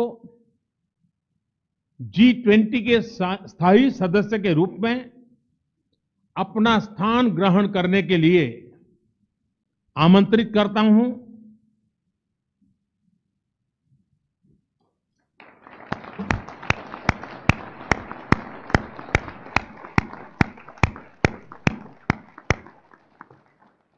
एक्सेलेंसी,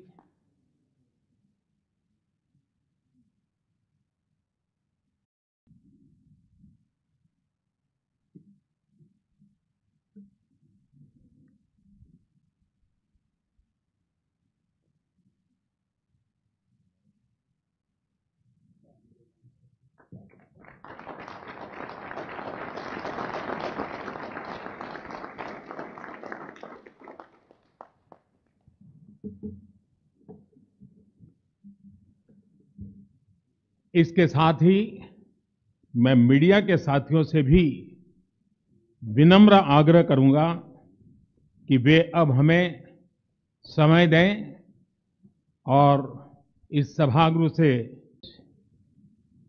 एक्सेलेंसीज, नमस्कार। औपचारिक कार्रवाई शुरू करने से पहले हम सभी की ओर से कुछ देर पहले मोरक्को में आए भूकंप से प्रभावित लोगों के प्रति मैं अपनी हार्दिक संवेदना प्रकट करना चाहता हूं। हम प्रार्थना करते हैं कि सभी इंजर्ड लोग शीघ्र स्वस्थ हो।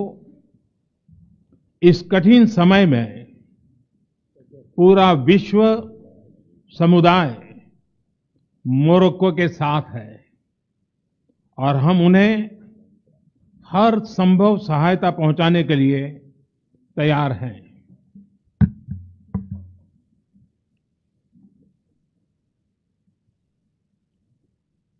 Your Highnesses, Excellencies, G20 के प्रेसिडेंट के तौर पर भारत आप सभी का हार्दिक स्वागत करता है।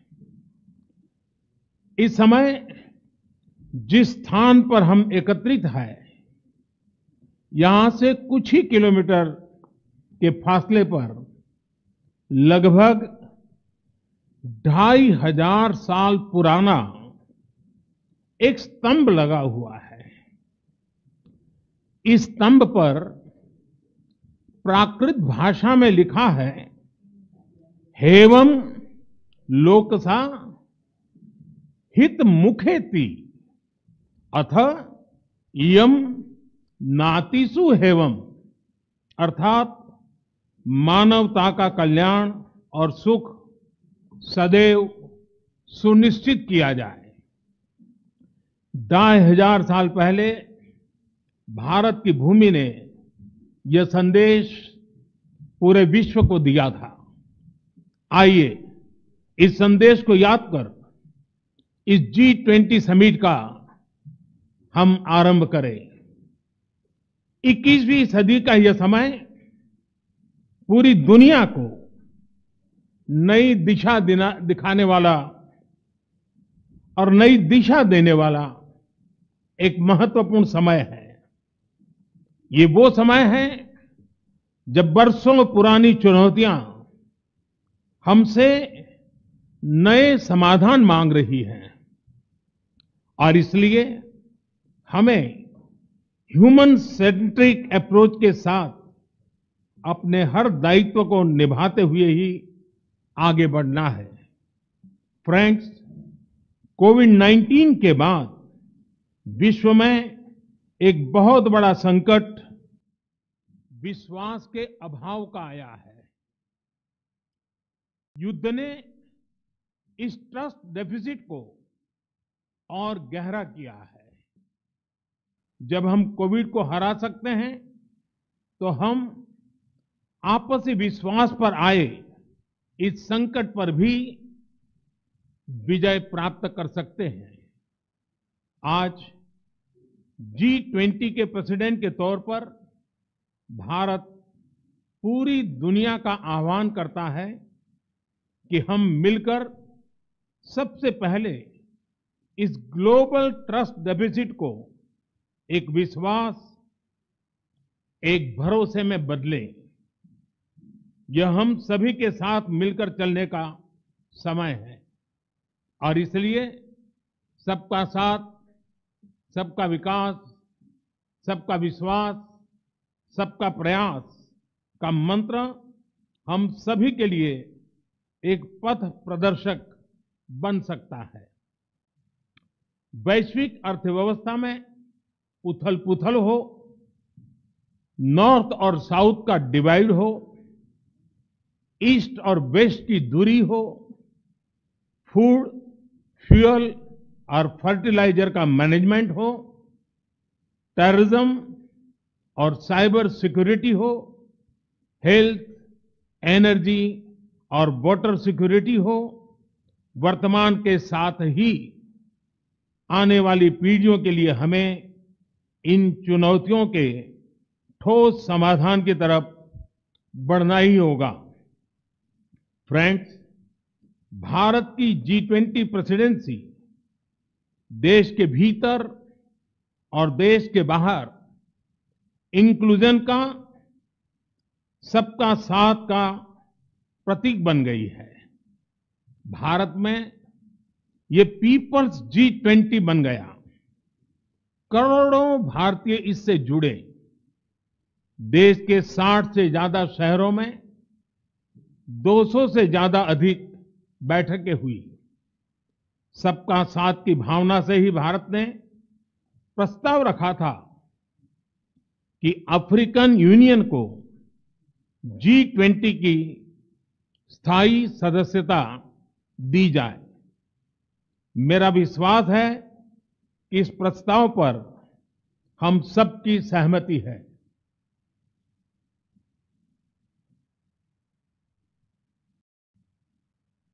आप सबकी सहमति से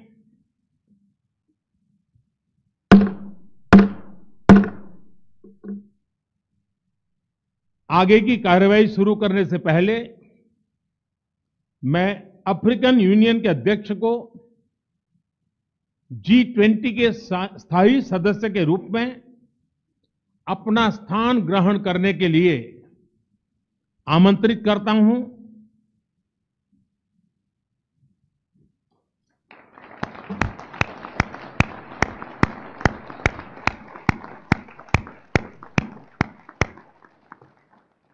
एक्सेलेंसी,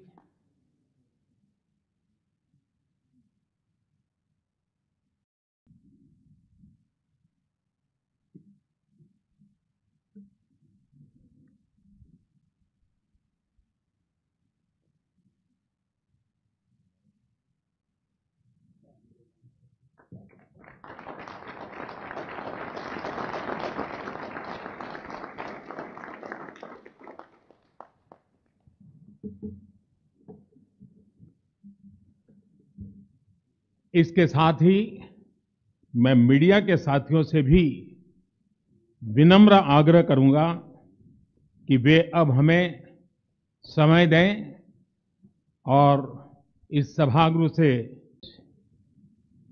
एक्सेलेंसीज, नमस्कार।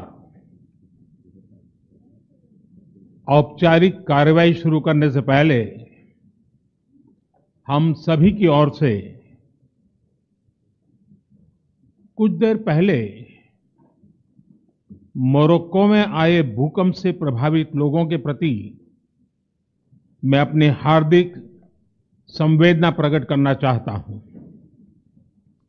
हम प्रार्थना करते हैं कि सभी इंजर्ड लोग शीघ्र स्वस्थ हो। इस कठिन समय में पूरा विश्व समुदाय मोरक्को के साथ है और हम उन्हें हर संभव सहायता पहुंचाने के लिए तैयार हैं।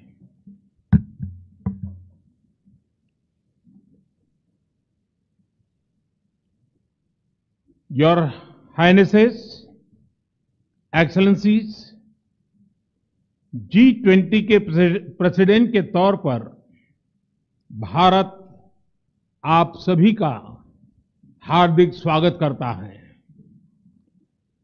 इस समय जिस स्थान पर हम एकत्रित हैं, यहां से कुछ ही किलोमीटर के फासले पर लगभग 2500 साल पुराना एक स्तंभ लगा हुआ है।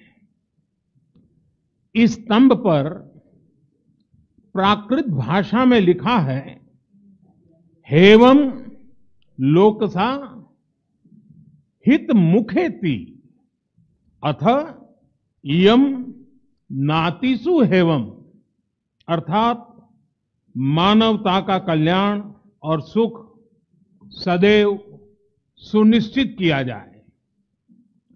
2500 साल पहले भारत की भूमि ने यह संदेश पूरे विश्व को दिया था। आइए इस संदेश को याद कर इस G20 समिट का हम आरंभ करें।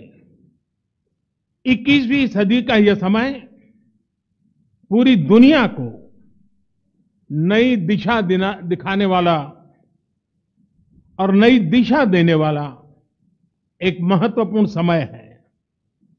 ये वो समय है जब वर्षों पुरानी चुनौतियां हमसे नए समाधान मांग रही हैं और इसलिए हमें ह्यूमन सेंट्रिक अप्रोच के साथ अपने हर दायित्व को निभाते हुए ही आगे बढ़ना है।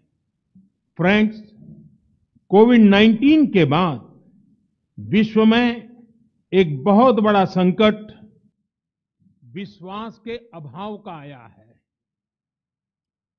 युद्ध ने इस ट्रस्ट डेफिसिट को और गहरा किया है। जब हम कोविड को हरा सकते हैं तो हम आपसी विश्वास पर आए इस संकट पर भी विजय प्राप्त कर सकते हैं। आज G20 के प्रेसिडेंट के तौर पर भारत पूरी दुनिया का आह्वान करता है कि हम मिलकर सबसे पहले इस ग्लोबल ट्रस्ट डेफिसिट को एक विश्वास, एक भरोसे में बदलें। यह हम सभी के साथ मिलकर चलने का समय है और इसलिए सबका साथ, सबका विकास, सबका विश्वास, सबका प्रयास का मंत्र हम सभी के लिए एक पथ प्रदर्शक बन सकता है। वैश्विक अर्थव्यवस्था में उथल-पुथल हो, नॉर्थ और साउथ का डिवाइड हो, ईस्ट और वेस्ट की दूरी हो, फूड, फ्यूल और फर्टिलाइजर का मैनेजमेंट हो, टेररिज्म और साइबर सिक्योरिटी हो, हेल्थ, एनर्जी और वाटर सिक्योरिटी हो, वर्तमान के साथ ही आने वाली पीढ़ियों के लिए हमें इन चुनौतियों के ठोस समाधान की तरफ बढ़ना ही होगा। फ्रेंड्स, भारत की G20 प्रेसिडेंसी देश के भीतर और देश के बाहर इंक्लूजन का सबका साथ का प्रतीक बन गई है। भारत में ये पीपल्स G20 बन गया। करोड़ों भारतीय इससे जुड़े। देश के 60 से ज्यादा शहरों में 200 से ज्यादा अधिक बैठकें हुई।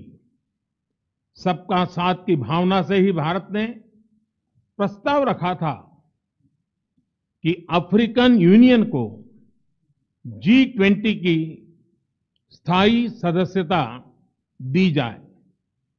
मेरा विश्वास है कि इस प्रस्ताव पर हम सबकी सहमति है।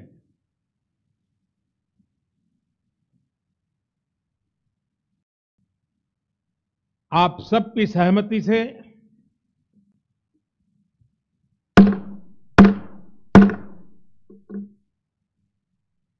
आगे की कार्रवाई शुरू करने से पहले मैं अफ्रीकन यूनियन के अध्यक्ष को G20 के स्थायी सदस्य के रूप में अपना स्थान ग्रहण करने के लिए आमंत्रित करता हूं।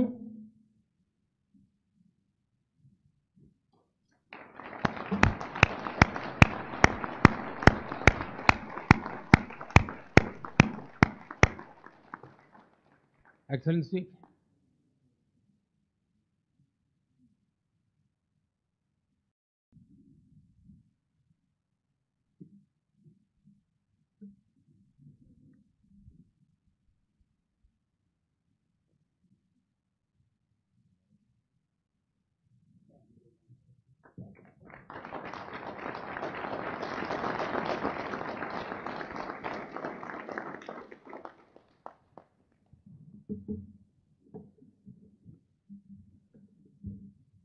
इसके साथ ही मैं मीडिया के साथियों से भी विनम्र आग्रह करूंगा कि वे अब हमें समय दें और इस सभागृह से एक्सेलेंसीज, नमस्कार। औपचारिक कार्रवाई शुरू करने से पहले हम सभी की ओर से कुछ देर पहले मोरक्को में आए भूकंप से प्रभावित लोगों के प्रति मैं अपनी हार्दिक संवेदना प्रकट करना चाहता हूं। हम प्रार्थना करते हैं कि सभी इंजर्ड लोग शीघ्र स्वस्थ हो।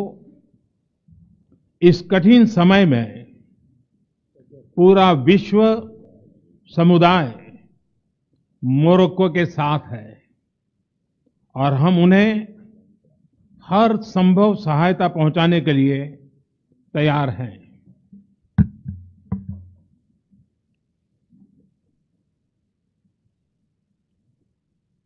Your Highnesses, Excellencies, G20 के प्रेसिडेंट के तौर पर भारत आप सभी का हार्दिक स्वागत करता है। इस समय जिस स्थान पर हम एकत्रित हैं, यहां से कुछ ही किलोमीटर के फासले पर लगभग 2500 साल पुराना एक स्तंभ लगा हुआ है। इस स्तंभ पर प्राकृत भाषा में लिखा है, हेवम लोकसा हित मुखेति अथ इयम नातिसु हेवम, अर्थात मानवता का कल्याण और सुख सदैव सुनिश्चित किया जाए। 2500 साल पहले भारत की भूमि ने यह संदेश पूरे विश्व को दिया था। आइए इस संदेश को याद कर इस G20 समिट का हम आरंभ करें। 21वीं सदी का यह समय पूरी दुनिया को नई दिशा दिखाने वाला और नई दिशा देने वाला एक महत्वपूर्ण समय है। ये वो समय है जब बरसों पुरानी चुनौतियां हमसे नए समाधान मांग रही हैं और इसलिए हमें ह्यूमन सेंट्रिक अप्रोच के साथ अपने हर दायित्व को निभाते हुए ही आगे बढ़ना है। फ्रेंड्स, कोविड-19 के बाद विश्व में एक बहुत बड़ा संकट विश्वास के अभाव का आया है। युद्ध ने इस ट्रस्ट डेफिसिट को और गहरा किया है। जब हम कोविड को हरा सकते हैं तो हम आपसी विश्वास पर आए इस संकट पर भी विजय प्राप्त कर सकते हैं। आज G20 के प्रेसिडेंट के तौर पर भारत पूरी दुनिया का आह्वान करता है कि हम मिलकर सबसे पहले इस ग्लोबल ट्रस्ट डेफिसिट को एक विश्वास, एक भरोसे में बदलें। यह हम सभी के साथ मिलकर चलने का समय है और इसलिए सबका साथ, सबका विकास, सबका विश्वास, सबका प्रयास का मंत्र हम सभी के लिए एक पथ प्रदर्शक बन सकता है। वैश्विक अर्थव्यवस्था में उथल-पुथल हो, नॉर्थ और साउथ का डिवाइड हो, ईस्ट और वेस्ट की दूरी हो, फूड, फ्यूल और फर्टिलाइजर का मैनेजमेंट हो, टेररिज्म और साइबर सिक्योरिटी हो, हेल्थ, एनर्जी और वाटर सिक्योरिटी हो, वर्तमान के साथ ही आने वाली पीढ़ियों के लिए हमें इन चुनौतियों के ठोस समाधान की तरफ बढ़ना ही होगा। फ्रेंड्स, भारत की G20 प्रेसिडेंसी देश के भीतर और देश के बाहर इंक्लूजन का, सबका साथ का प्रतीक बन गई है। भारत में ये पीपल्स G20 बन गया। करोड़ों भारतीय इससे जुड़े। देश के 60 से ज्यादा शहरों में 200 से ज्यादा अधिक बैठकें हुई। सबका साथ की भावना से ही भारत ने प्रस्ताव रखा था कि अफ्रीकन यूनियन को G20 की स्थायी सदस्यता दी जाए। मेरा विश्वास है कि इस प्रस्ताव पर हम सबकी सहमति है।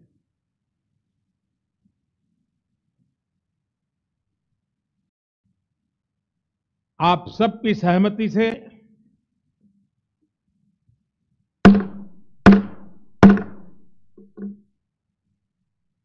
आगे की कार्रवाई शुरू करने से पहले मैं अफ्रीकन यूनियन के अध्यक्ष को G20 के स्थायी सदस्य के रूप में अपना स्थान ग्रहण करने के लिए आमंत्रित करता हूं।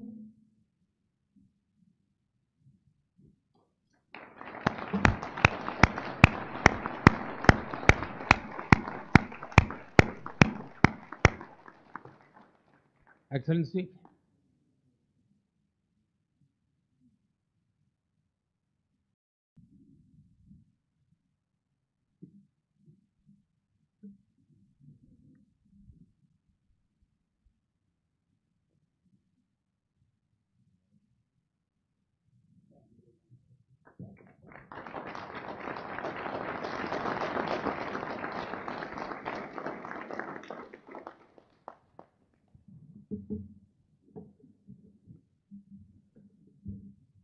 इसके साथ ही मैं मीडिया के साथियों से भी विनम्र आग्रह करूंगा कि वे अब हमें समय दें और इस सभागृह से एक्सेलेंसीज, नमस्कार। औपचारिक कार्रवाई शुरू करने से पहले हम सभी की ओर से कुछ देर पहले मोरक्को में आए भूकंप से प्रभावित लोगों के प्रति मैं अपनी हार्दिक संवेदना प्रकट करना चाहता हूं। हम प्रार्थना करते हैं कि सभी इंजर्ड लोग शीघ्र स्वस्थ हो। इस कठिन समय में पूरा विश्व समुदाय मोरक्को के साथ है और हम उन्हें हर संभव सहायता पहुंचाने के लिए तैयार हैं।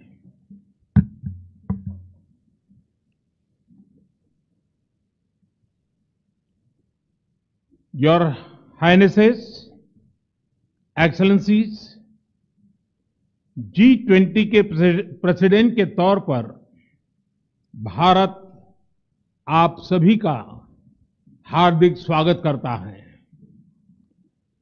इस समय जिस स्थान पर हम एकत्रित हैं, यहां से कुछ ही किलोमीटर के फासले पर लगभग 2500 साल पुराना एक स्तंभ लगा हुआ है।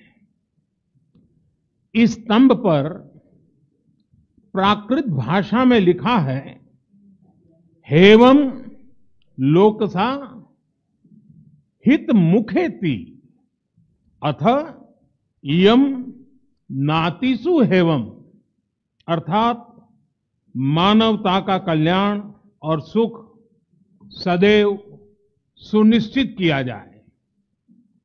2500 साल पहले भारत की भूमि ने यह संदेश पूरे विश्व को दिया था। आइए इस संदेश को याद कर इस G20 समिट का हम आरंभ करें। 21वीं सदी का यह समय पूरी दुनिया को नई दिशा दिखाने वाला और नई दिशा देने वाला एक महत्वपूर्ण समय है। ये वो समय है जब बरसों पुरानी चुनौतियां हमसे नए समाधान मांग रही हैं और इसलिए हमें ह्यूमन सेंट्रिक अप्रोच के साथ अपने हर दायित्व को निभाते हुए ही आगे बढ़ना है। फ्रेंड्स, कोविड-19 के बाद विश्व में एक बहुत बड़ा संकट विश्वास के अभाव का आया है। युद्ध ने इस ट्रस्ट डेफिसिट को और गहरा किया है। जब हम कोविड को हरा सकते हैं तो हम आपसी विश्वास पर आए इस संकट पर भी विजय प्राप्त कर सकते हैं। आज G20 के प्रेसिडेंट के तौर पर भारत पूरी दुनिया का आह्वान करता है कि हम मिलकर सबसे पहले इस ग्लोबल ट्रस्ट डेफिसिट को एक विश्वास, एक भरोसे में बदलें। यह हम सभी के साथ मिलकर चलने का समय है और इसलिए सबका साथ, सबका विकास, सबका विश्वास, सबका प्रयास का मंत्र हम सभी के लिए एक पथ प्रदर्शक बन सकता है। वैश्विक अर्थव्यवस्था में उथल-पुथल हो, नॉर्थ और साउथ का डिवाइड हो, ईस्ट और वेस्ट की दूरी हो, फूड, फ्यूल और फर्टिलाइजर का मैनेजमेंट हो, टेररिज्म और साइबर सिक्योरिटी हो, हेल्थ, एनर्जी और वाटर सिक्योरिटी हो, वर्तमान के साथ ही आने वाली पीढ़ियों के लिए हमें इन चुनौतियों के ठोस समाधान की तरफ बढ़ना ही होगा। फ्रेंड्स, भारत की G20 प्रेसिडेंसी देश के भीतर और देश के बाहर इंक्लूजन का, सबका साथ का प्रतीक बन गई है। भारत में ये पीपल्स G20 बन गया। करोड़ों भारतीय इससे जुड़े। देश के 60 से ज्यादा शहरों में 200 से ज्यादा अधिक बैठकें हुई। सबका साथ की भावना से ही भारत ने प्रस्ताव रखा था कि अफ्रीकन यूनियन को G20 की स्थायी सदस्यता दी जाए। मेरा विश्वास है कि इस प्रस्ताव पर हम सबकी सहमति है।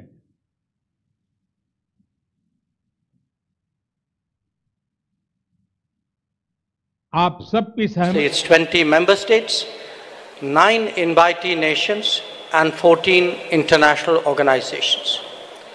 It is a matter of particular satisfaction for us that the African Union has this morning become a permanent member of the G20, that too during the Indian presidency. This is in keeping with the priority that we attach to addressing the urgent concerns of the Global South. You would recall that at the beginning of our presidency, at Prime Minister Modi's initiative, 125 nations were consulted to express the voice of the Global South. In terms of its organization and program, the Indian presidency, if I may say so, has been exceptional. Events have been spread across 60 cities, which are truly across the length and breadth of India. There has been a popular participation and a societal involvement of an extraordinary degree. The interest in G20 proceedings have been particularly strong among our youth. It has been an opportunity to showcase our culture, traditions, and heritage as well. The G20 has contributed to making India world ready and the world India ready. The declaration that the leaders have agreed on today focuses on promoting strong, sustainable, balanced, and inclusive growth. It seeks to accelerate progress on SDGs and has come up with an action plan accordingly. It envisages a Green Development Pact for a sustainable future. It endorses high-level principles on lifestyle for sustainable development, voluntary principles on hydrogen, the Chennai Principles for a Sustainable and Resilient Blue Economy, and the Deccan Principles on food security and nutrition, among others. The transformative and inclusive role of technology has been highlighted with a focus on digital public infrastructure. The Indian presidency's proposal of a One Future Alliance has also been noted. The G20 has reaffirmed the fundamental importance of gender equality and committed to halve the digital gender gap by 2030. Recognizing that the post-pandemic world order must necessarily be different from the world before it, the leaders have also emphasized the need to reinvigorate multilateralism and reform international financial institutions. This is particularly relevant to managing global debt vulnerabilities. So, as you can see, there have been many far-reaching and very consequential policies and decisions that have been agreed upon today. Keeping all that in mind, I would, at this stage, request Finance Minister to highlight the key issues from the finance track. Thank you, Jaishankarji.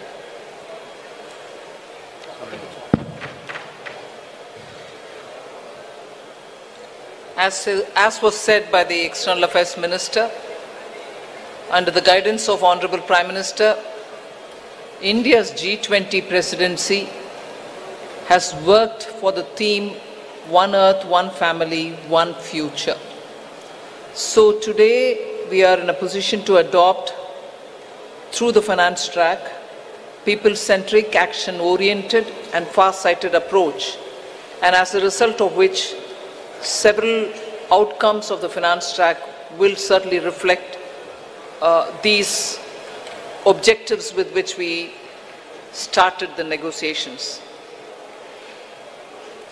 It has been very clear in our mind that we should ensure that no one is left behind in our pursuit of global solutions. So we have endeavored to support countries, especially those from the global south, to be an integral part of the global decision-making process. The G20, as you all know, is a very diverse group. Each country is at different milestones of economic development, and their trajectory is also very different in achieving their developmental goals.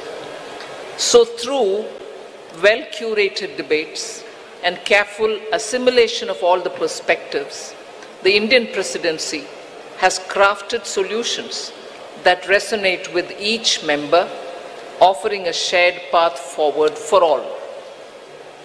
Many action-oriented outcomes of this presidency contain comprehensive strategies that cater to the unique needs and aspirations of all developing nations.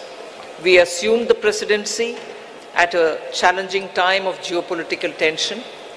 The Indian presidency has worked to ensure that these divergences don't overshadow the core developmental outcomes or concerns of the global community that demand collaborative solutions. So today, as I look back at the 10 months of Indian presidency, I am left with gratitude and satisfaction. I can confidently state that the Indian G20 presidency has walked the talk. Now, let me share with you just some of the key achievements of the Indian presidency, the finance track. First one is the outcomes which are focused on strengthening the MDBs to address shared global challenges of the 21st century. So under this strengthening MDBs, there are 4 key highlights that I'd like to bring to your notice. The first one is agreement on the need for a better, bigger, and more effective MDBs. It is so necessary to have better, bigger, and more effective MDBs because the developmental demands from all across the globe is so high, these institutions will have to be better and bigger. This is also going to contribute to enhancing representation and voice of developing countries in the decision making. The second under the MDBs, strengthening of MDBs, is the G20 Independent Expert Group on strengthening MDBs, and this was established and it has submitted its volume 1. The first report, their report consists of 2 volumes. The first volume has already been submitted. The report recommends a triple agenda that dovetails with the call for the bigger, better, and more effective MDBs. The third point in strengthening MDBs is the agreement to collectively work towards boosting World Bank's financing capacity. Here the options will be explored that will deliver a powerful boost to the IBRD headroom to support low-income and middle-income countries.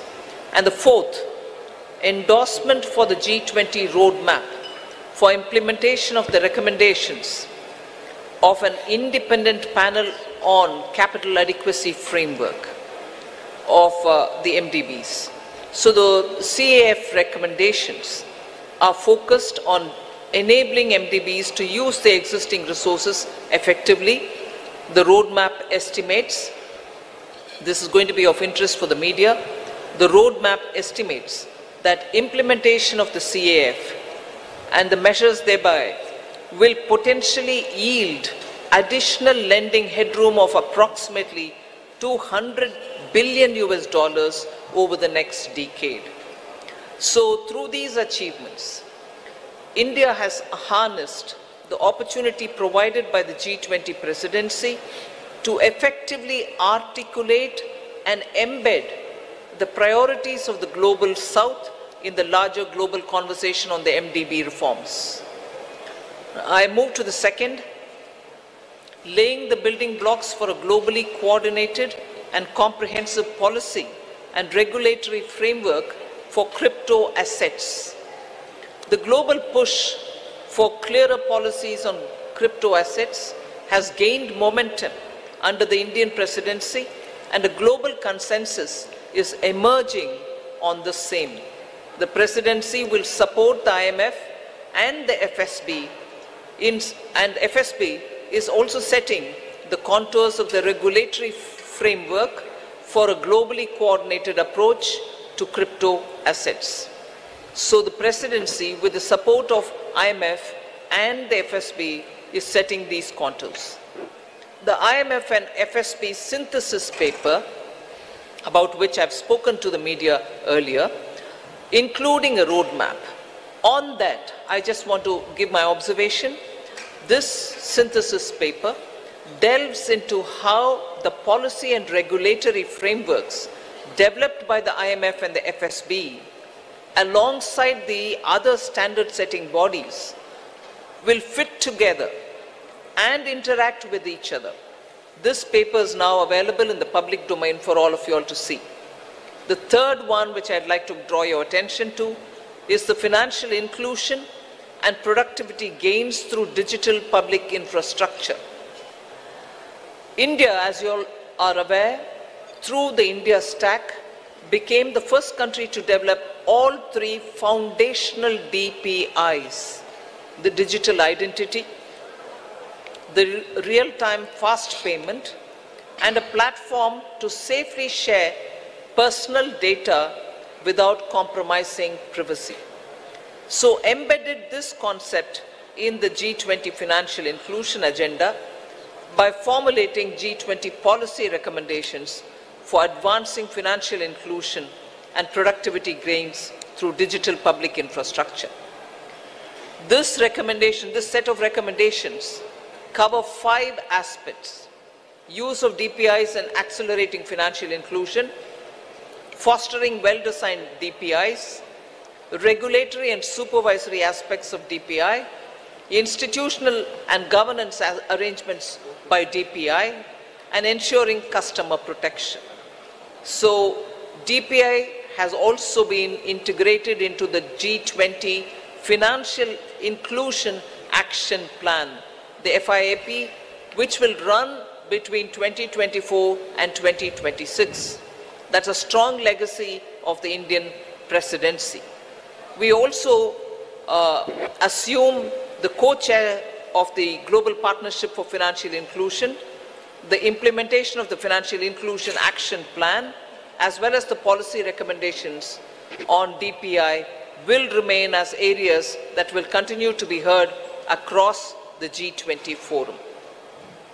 So the fourth one, which I'd like to highlight, is the debt resolution under the common framework and also beyond the common framework. Since its establishment in 2021, only Chad as a country has had its debt restructured. The others have been waiting. So since India took over the G20 presidency, good progress has been made in the ongoing country cases under the common framework of debt treatment, and the 3 countries in that are Zambia, Ghana, and Ethiopia.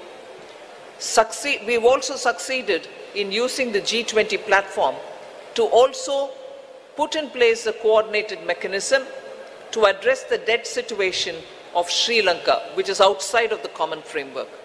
So G20 will continue discussing the policy-related issues linked to the implementation of the common framework and make periodically such appropriate recommendations. The launch of, which is co-chaired by IMF, the World Bank, and also the G20 presidency, to enhance the conversation among the various stakeholders and address current shortcomings in the debt restructuring process. That has now become an institution which is actually acting as a catalytic agent in getting resolutions done faster. The fifth point under the finance track, which I'd like to bring to your notice, is the financing of cities of tomorrow. key concerns of the low-income countries and emerging markets is always been to mobilize resources for financing sustainable, resilient, and also inclusive cities of tomorrow. The G20 principles, which are issued for financing cities of tomorrow to promote effective and efficient use of financial resources, to support urban development that is socially inclusive, environmentally responsible, and economically sustainable, are now all under the framework of the principles which have been used. The MDBs and the development financial institutions can use these principles in their financing plans for urban infrastructure. The sixth, which I'd like to quickly draw your attention, is the two-pillar solution on global taxation, the international taxation. We've made substantial progress in the two-pillar solution, and the work has also happened on the exchange of information on immovable property transactions between countries. There is a launch of the pilot program of the South Asia Academy in India for tax and financial crime investigation in collaboration with the OECD. The seventh, on which I'll elaborate, is mechanism to support the timely and adequate mobilization of resources for climate finance. Till date, the conversation was focused on calling on developed countries to say, where is that $100 billion US dollars, which didn't come.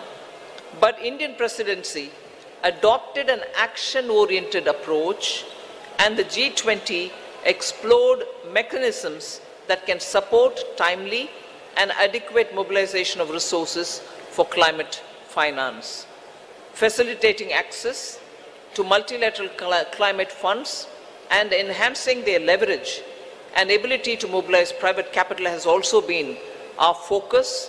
Special focus again on development, demonstration, deployment of green and low carbon technologies. Now the list of outcomes, I've pointed out 7, just 3 more which I'll not go into the detail, but you can take it as enough has been done on that. I'll also put it out for your consideration. Scaling up sustainable finance for social sectors, health and education. Technical assistance for capacity building. Then global conversation on transition policies, especially to include range of options, both on pricing and non-pricing. And the third one, enhancing finance health collaboration so as to cover many other work streams as well.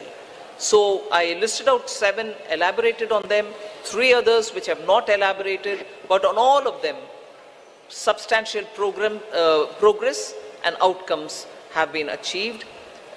India's received tremendous support from the G20 members across the table.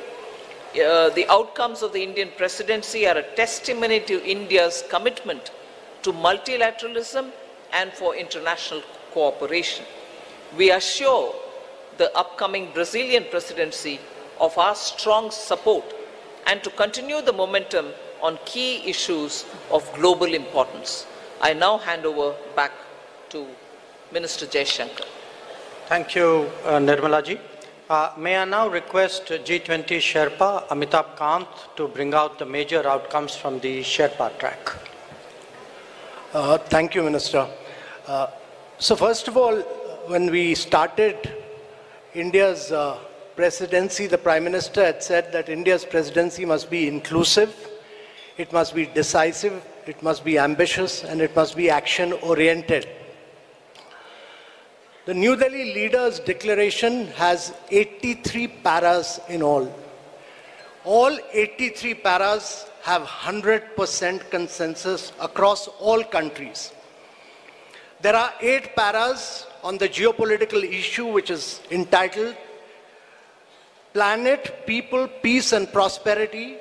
All those 8 paras have 100% acceptance. All countries have unanimously supported the New Delhi Leaders' Declaration. This is one declaration without a single footnote and without any chair's summary. This is a complete statement with 100% unanimity. This demonstrates both the Prime Minister's and India's great ability to bring all developing countries, all emerging markets, all developed countries, China, Russia, everybody together on the same table and bring consensus. Secondly, this has been the most ambitious presidency in G20's history ever, because the number of outcomes it has, both the outcomes and the annexed documents are about 112, which is more than 2.5 times which has ever been achieved before. Thirdly, this presidency, if you go through the New Delhi Leaders' Declaration, it has a huge India narrative, it has a huge India footprint, whether you look at the Deccan high-level principles on food security, whether you look at the Chennai high-level principles for blue ocean economy, whether you look at the Goa roadmap for tourism, whether you look at the Gandhinagar implementation roadmap for land restoration or Jaipur call for enhanced MSMEs, all this will leave a huge footprint of India in G20. So one of the key achievements to my mind, one is that we've achieved a very major green development pact in today's world of climate action and climate finance. Every single country has come together to focus on green development pact, which has financing, which has focused on global greenhouse gas emission by 43% by 2030, which has a doubling provision of adaptive finance by 2025, which has a global biofuel alliance, which has completely new principles of life for sustainable development, which has ending plastic pollution, which has reducing disaster risk, and a whole lot of other components put together as the Green Development Pact of the leaders of G20 countries for a greener world of tomorrow. Secondly, there is a huge focus on accelerating progress on sustainable development goals, because the COVID had hit a vast segment of our population. There's a G20 action plan to accelerate progress on SDGs.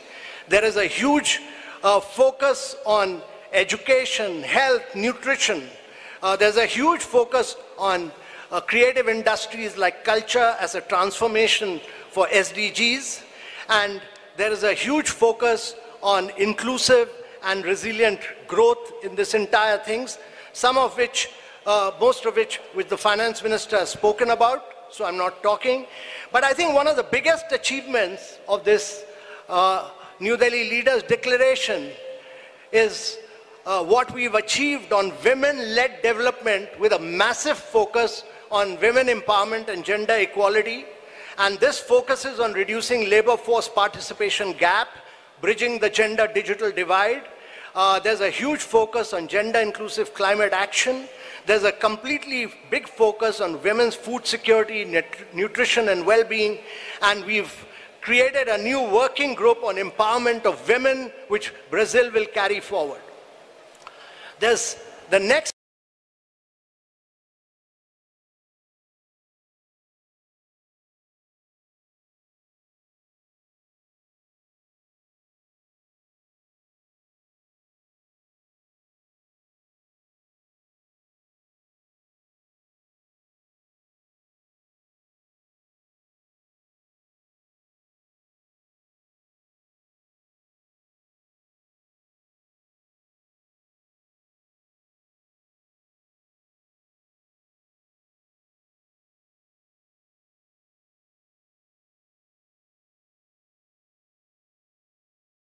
world of tomorrow.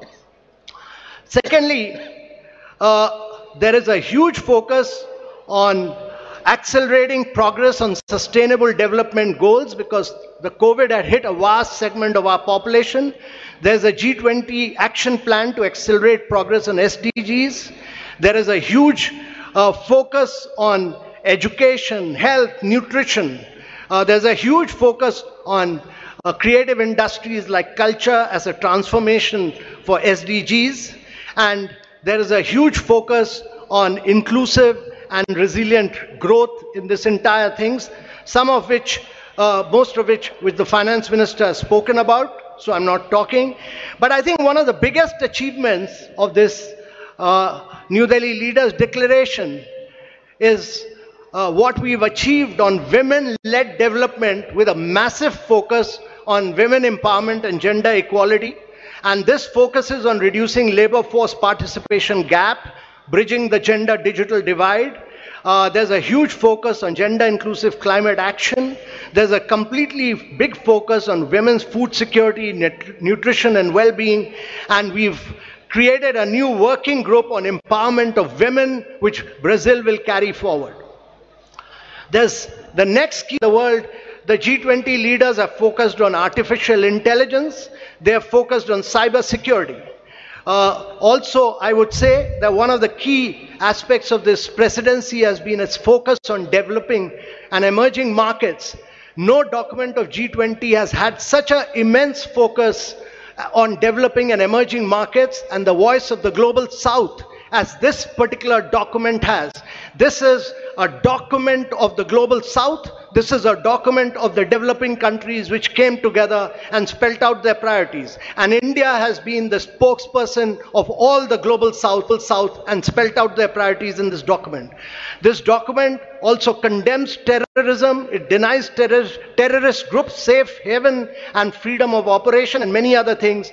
But let me assure you that for the planet, there are several new initiatives on climate and health, and this has been an inclusive G20. This has been a very a G20 where the leaders give a direction to global agendas, and this has laid the foundation for very bold action. But more than anything else, it has amplified the voice of global south. It has also demonstrated that India has a huge capacity of bringing the world together and leading the world in developmental and geopolitical issues as well. So thank you very much, ladies and gentlemen. Thank you, Amitabh. Following up on my colleagues, let me add a few more remarks. While noting that the G20 is not the platform to resolve geopolitical and security issues, the leaders recognized that they can have significant consequences for the global economy. In particular, they dwelt on the ongoing war in Ukraine and the impact it has had, especially on developing and least developing nations still recovering from the pandemic and economic disruption. The 3 F's, food, fuel, and fertilizers, were issues of special concern. Another subject that was addressed by them, as the Sherpa noted, was countering terrorism and money laundering. The leaders condemned terrorism in all its forms and manifestations and recognized that it constitutes one of the more serious threats to international peace and security. So, in conclusion, as you can all see, all G20 member states have come to New Delhi with a strong sense of responsibility about addressing the most pressing global challenges.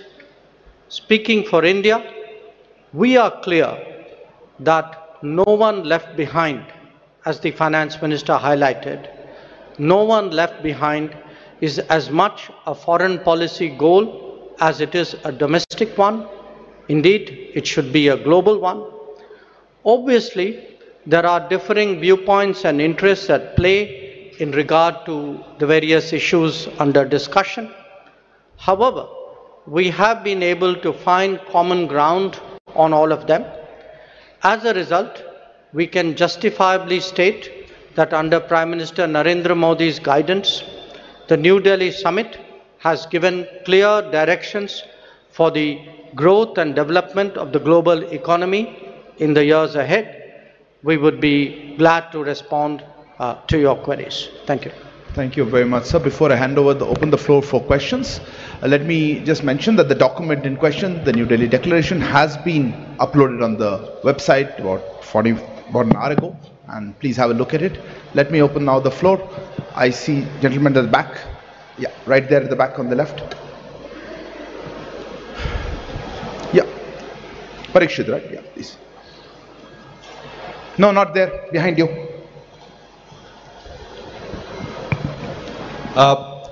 One question to... Please introduce yourself and the organization. I'm Parikshit Luthra from CNBC TV 18. My question to Minister Jaishankar and G20 Sherpa Amitabh Kant and also Finance Minister Nirmala Sitharaman. How difficult was it to have consensus on the wording of the Ukraine-Russia war?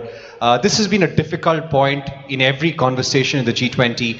There were several drafts circulated. We heard of a new draft this morning as well.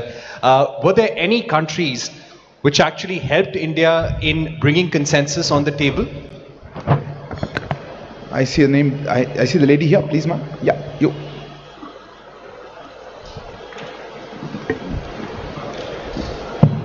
Ma'am, good afternoon. My name is Ruchi Bhatia from Bloomberg News.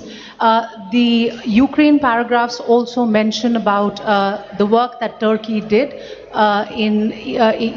with respect to getting some sort of a consensus on the issue of the Black Sea grain deal as well. Where are things with respect to that, and can we expect any movement on that critical issue anytime soon, because it does concern several nations across the globe? Thank you. There's a hand there, the gentleman, yeah, right at the back on the left. Microphone, please. Yeah, it's working. This is Manas Pratim Bhuyan from Press Trust of India, PTI. In one of the paragraphs referring to the Ukraine conflict, it is mentioned that there were different views and assessment of the situation. So, how do you explain this line about having differences on the Ukraine crisis? The question to Foreign Minister or the G20 Sherpa. Gentleman here. Hi, this is Ashish Singh from the Geostrata. Going forward, how will we see action for climate-related adaptation financing for the Global South, especially with India being part of the Troika? Thanks. We'll take one last question there. Yeah, there. Yeah, the lady there. I'm sorry. Behind you, right at the back.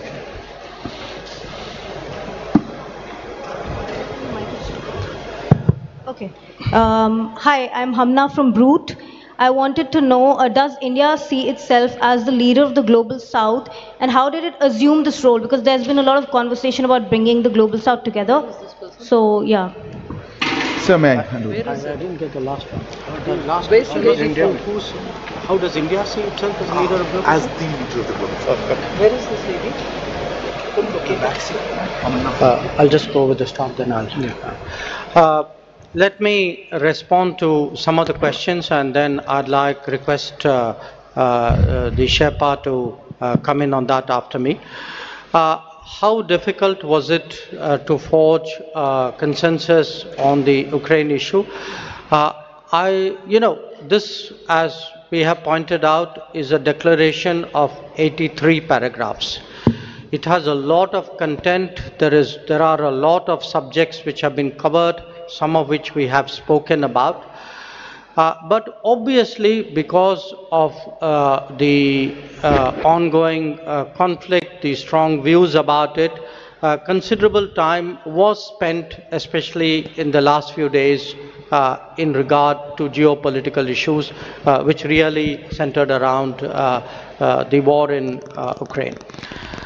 The question who helped, eventually everybody helped, because everybody came together for the consensus. But I think if Sherpa would bear me out, I think the emerging markets took a particular lead on this, and many of us have a strong history of working together. Bear in mind that actually you have 4 developing countries in succession as G20 presidency: Indonesia, us, Brazil, and South Africa. So, but I would say, rather than who helped, the point to be recognized is that a common landing point was ultimately fashioned out. On the Black Sea grain corridor, there are, many discussions going on. As you know, the Foreign Minister of Russia is here.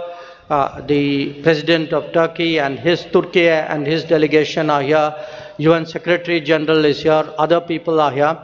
So it's natural that there would be discussions going on this. In the past, I should add, when the grain corridor was created at Bali last year, we had also in our own way contributed to some bridging of viewpoints and concerns, both between at that time between Turkey and Russia, and also worked with the UN Secretary General.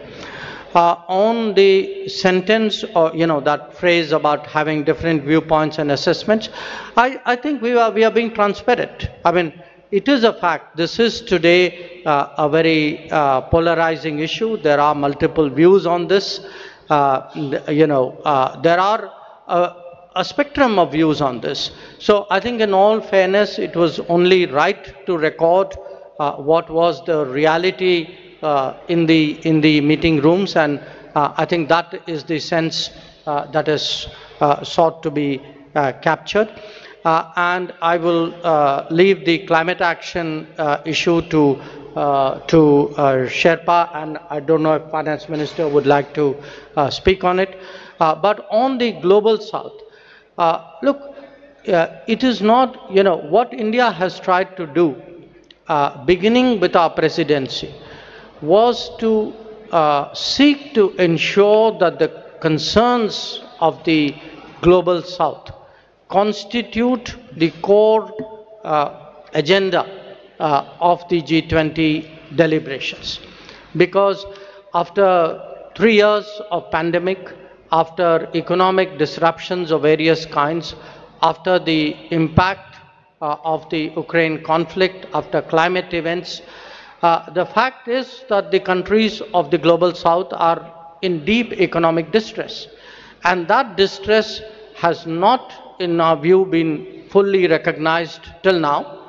And we therefore very consciously started off with the Voice of the Global South Summit. But again, I emphasize, the voice was of the summit.